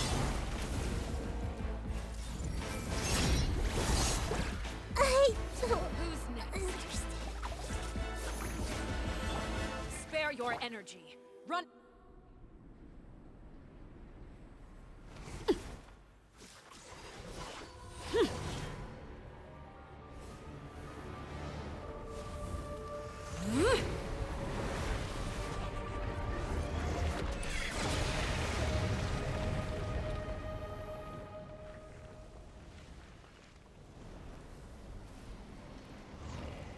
Take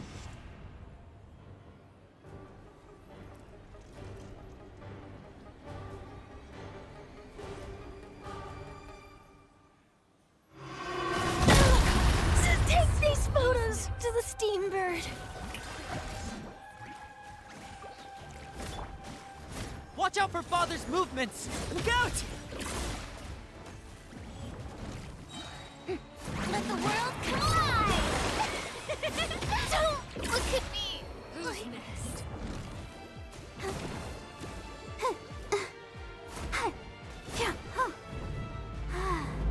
Now's our chance! Over here! Let's see. Ouchie!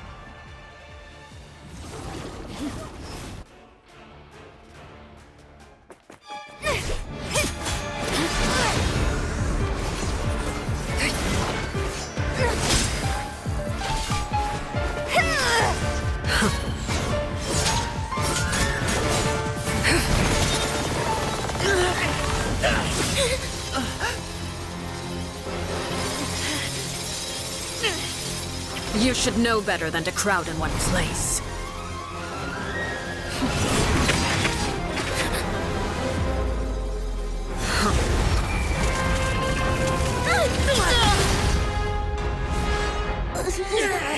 Oh, I know.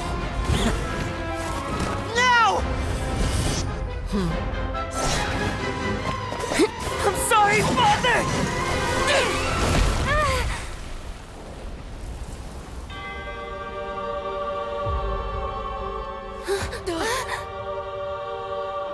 Sorry for what? This pitiful excuse for an attack.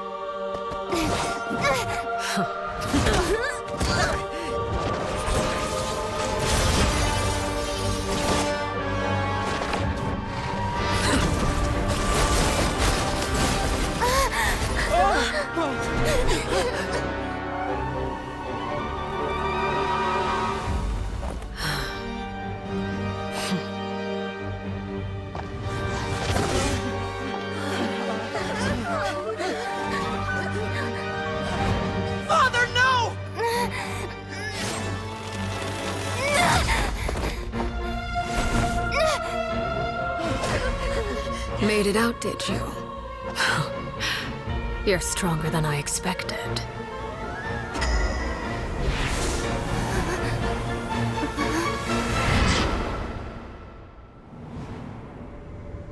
A crimson moon. I can't move.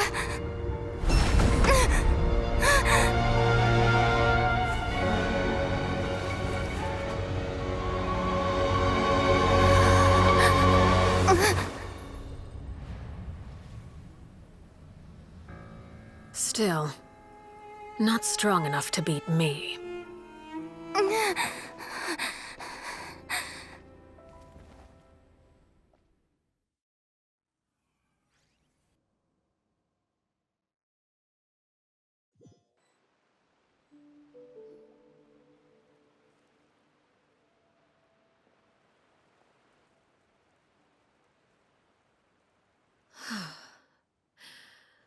I believe we can end things here.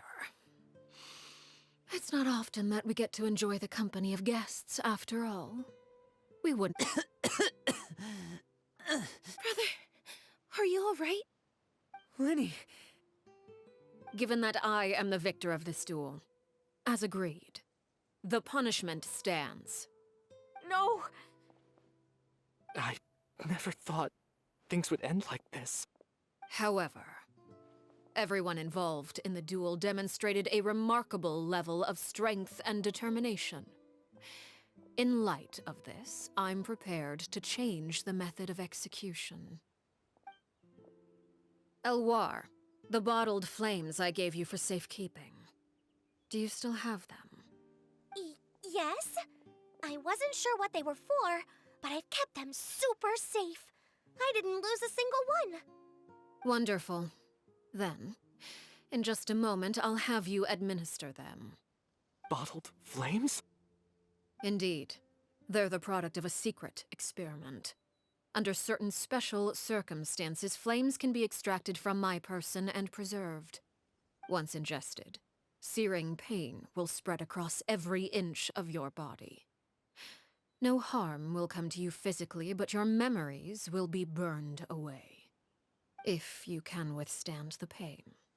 When you awake, you'll have forgotten everything you know about the House of the Hearth, and will be expelled from the organization. In other words, administering this concoction will kill the version of you that grew up in the house, and give you a new identity.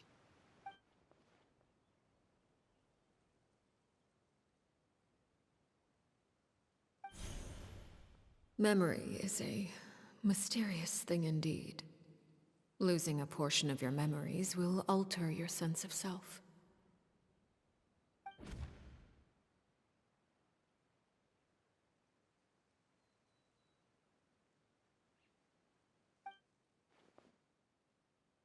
So, you're just letting us go, Father? You misunderstand. Memories are extremely important. Once consumed by flame, the version of you standing before me will die, and our secrets will die with you. So no, I don't intend to just let you go, because the person who survives will be nothing but a stranger. Even so, I won't have to live in fear anymore. I'm sorry, Father. I'm sorry I let you down. But I really... Don't cry, Filial. You haven't left the house yet, so there are still rules to be followed, yes? Remember what I taught you. Anger makes you impulsive, sorrow causes you to waver. Don't let yourself be controlled by your emotions. Of course. I'll remember. Dry your tears, and go pursue the life you really want. Yes, Father. Chaplot, Fultz, Elwar. Take them back to Poisson. And bring Linny and the others as well. I prepared 3 extra vials of bottled flames. As for whether to take them, the choice is yours. Goodbye, children. The next time we meet, I will no longer be your father. Thank you for all you've done for the house. I hope you have bright futures ahead of you.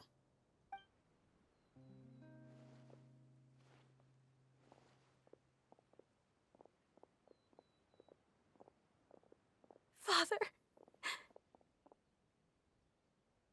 Let's go.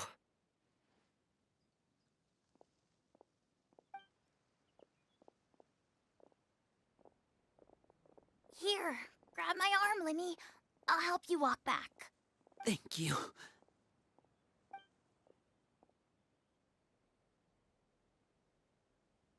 Clairvy.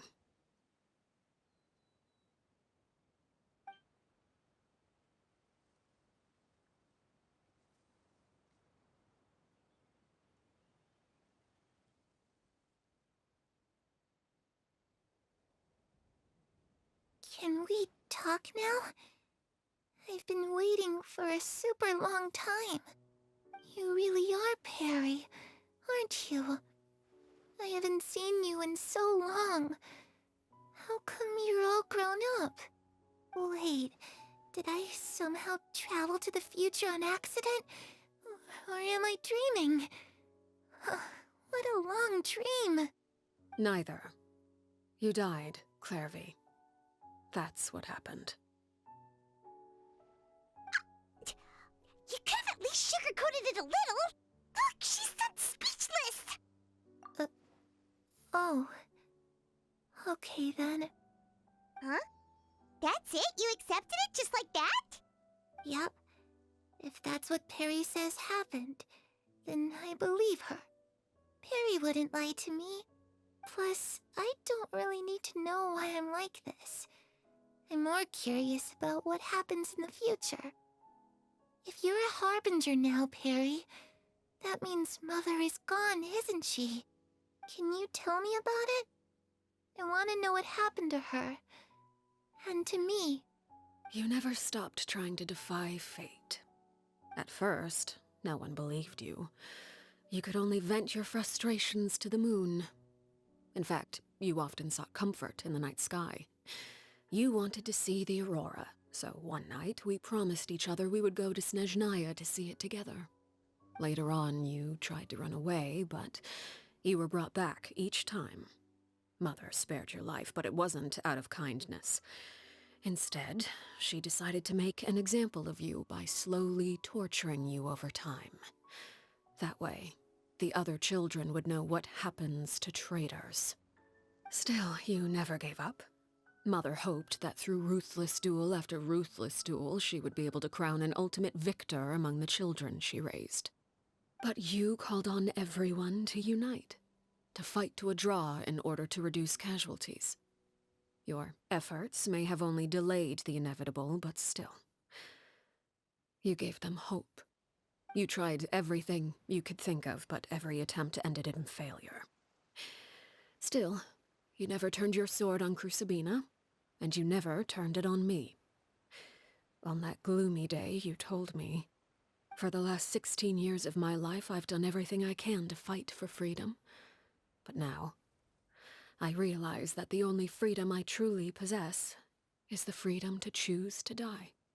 I never imagined I would say something like that. I must have been feeling really worn down. But somehow, I still think I understand. According to Mother's plan, only one of us was going to make it until the end. And I always hoped that person would be you. If I could do it all over again, I still don't think I would make a different choice. Even when I first met you, I knew you'd be able to do what I couldn't. Is that so? Even now, I'm not sure I truly understand what kind of freedom you were trying to pursue. But as the head of the House of the Hearth, and as the children's father, I've tried to give them the most basic of freedoms. The freedom to choose their own fate. It's something I discussed with the Iudex of Fontaine. The children who want to leave the house will have their memories wiped clean of all secrets pertaining to the organization. In return, they will be allowed to live a normal life in Fontaine without being prosecuted for their past. Of course, I won't simply hand freedom to them on a silver platter. They have to fight for it and prove themselves worthy of it. Only freedom that is earned has true value. That's more than enough. That's exactly the kind of life I was fighting for. You know, Perry, I think you're a pretty amazing king, and a really great father, too. I'm really happy that you're the one who took over the house. I guess I do have one regret, though. I still haven't seen the outside world. Well, it just so happens that our dear guests over here have been to many nations and traveled to countless places. Perhaps they would be willing to tell you what the outside world is like. Really? Of course! We've traveled all over the place. We've got so many stories, we could probably talk your ears off for 3 days straight!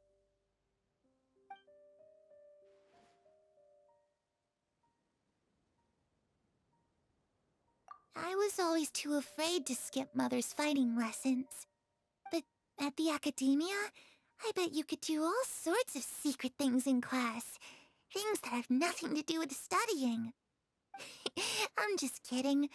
Being able to study whatever you want without having to fear for your life actually sounds pretty great.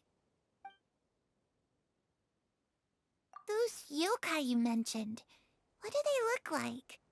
I once saw a drawing of this one guy with horns on his head and a super scary face. Are there any yokai like that? Oh, sounds like you're talking about an Oni. Yup, we've met one, and let Paimon tell you, they're not nearly as scary as they look.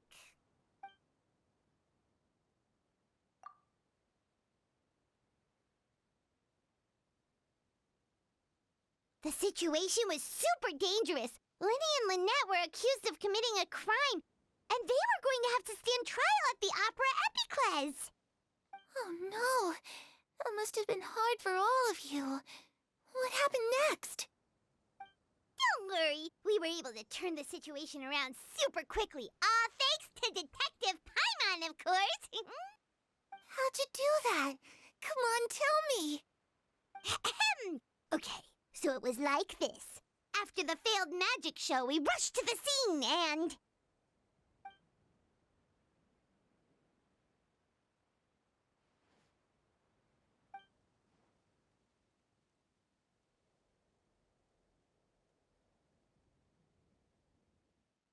Shadows don't have the capacity to learn or grow. Any new information they encounter is quickly forgotten over time.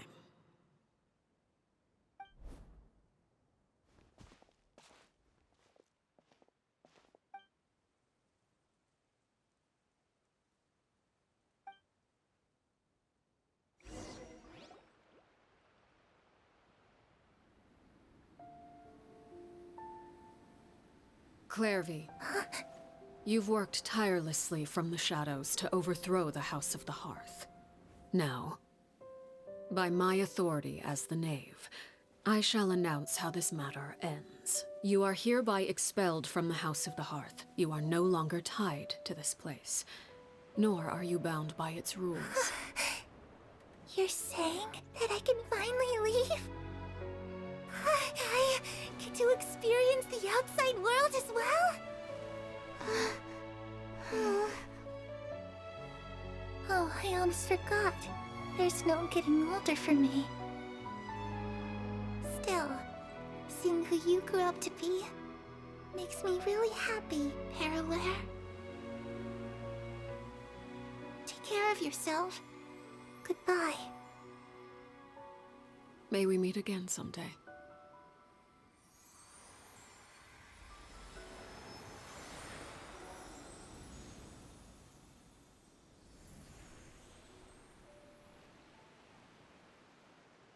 Clairvy.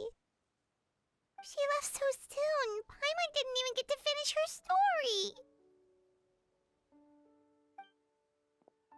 I also have certain sentiments left unsaid. I wanted to tell her that the aurora I saw in Snezhnaya was just as beautiful as the ones in the pictures.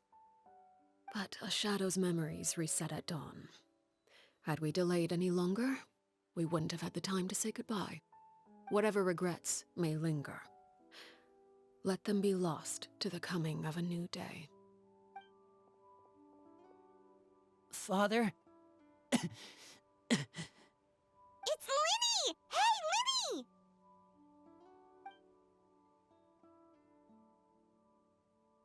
What is he doing back here? Let's go check it out.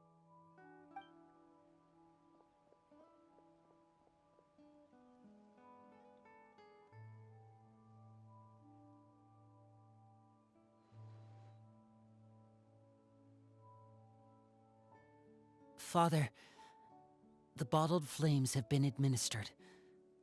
Filio and the others have left the house. And you? What have you decided? Thank you for giving us that choice, Father. But we never wanted to leave the house. It's the only home we've ever known. Lynette and Fremine feel the same way. They're recuperating back at the Hotel Bouffe d'été. But I decided to come back and tell you where we stood. I'm sure you're well aware of the expectations I have for you. I want you to follow in my footsteps and become the next king of the house. Yet you seem to have different ideas. I must admit, I'm rather surprised by your decision to stay. There's nothing wrong with choosing to live a quiet life. Leading this organization is a heavy responsibility, one not so easily carried by someone forced onto the throne. I just never understood what you saw in me. What made you believe I was deserving of that throne? You're brave, talented, and, most importantly, you cherish your family. You would do anything to protect them, even if it costs you your life.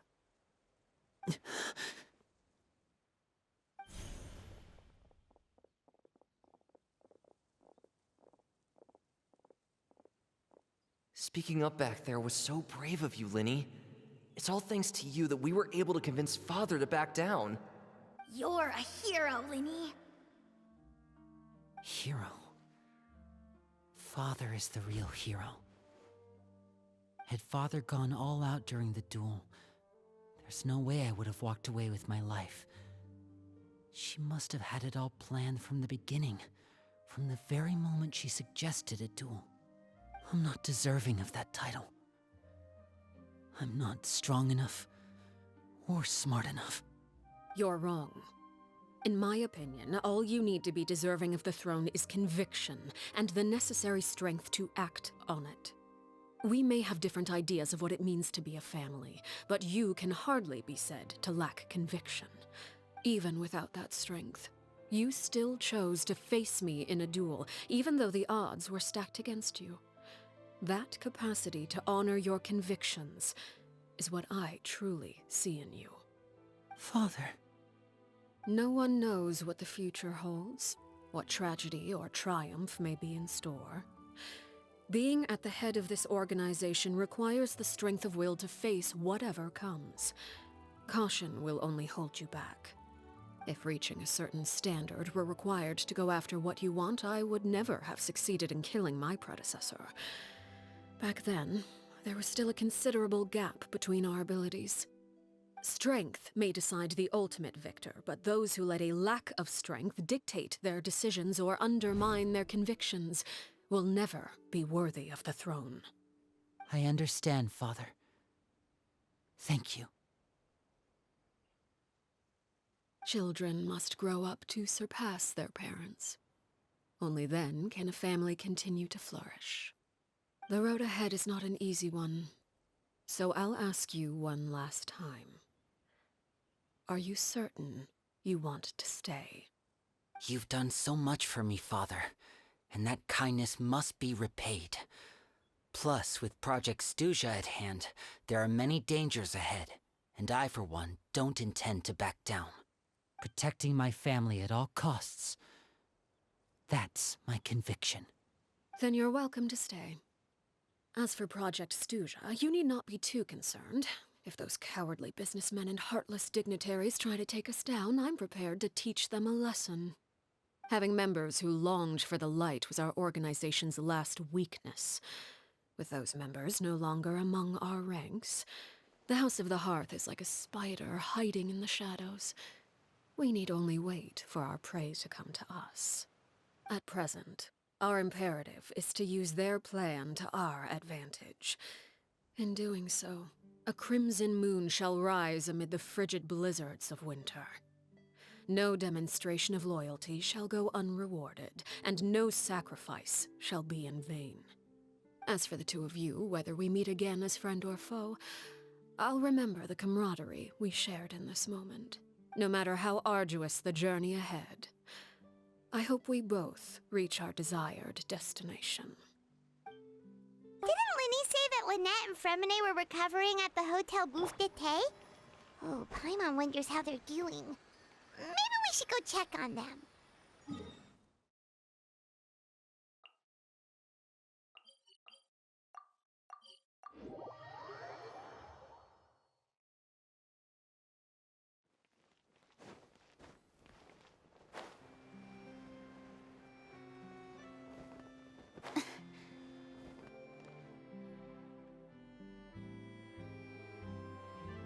Lynette? Fremine? How are you feeling? Much better. Whew, what a relief! What about you? Are you feeling all right? I knew you'd come out unscathed. Us, on the other hand, well, we've been bedridden for 2 days. I couldn't even turn over. Oh, and I wanted to ask, is Clairvy gone? Linny and the other members have left Poisson and returned to the House of the Hearth. According to him, there haven't been any more sightings of a spirit roaming the house. I see. I'm glad. Father came to check up on us 2 days ago and told us about what happened with Crusabina and Clairvy. Actually, I've met Crusabina before. What Wait, what? You've met the former knave? Crucibina died a year after Clairvy. It was during the year between their deaths that I joined the House of the Hearth. Crucibina had an extremely cruel and radical way of doing things.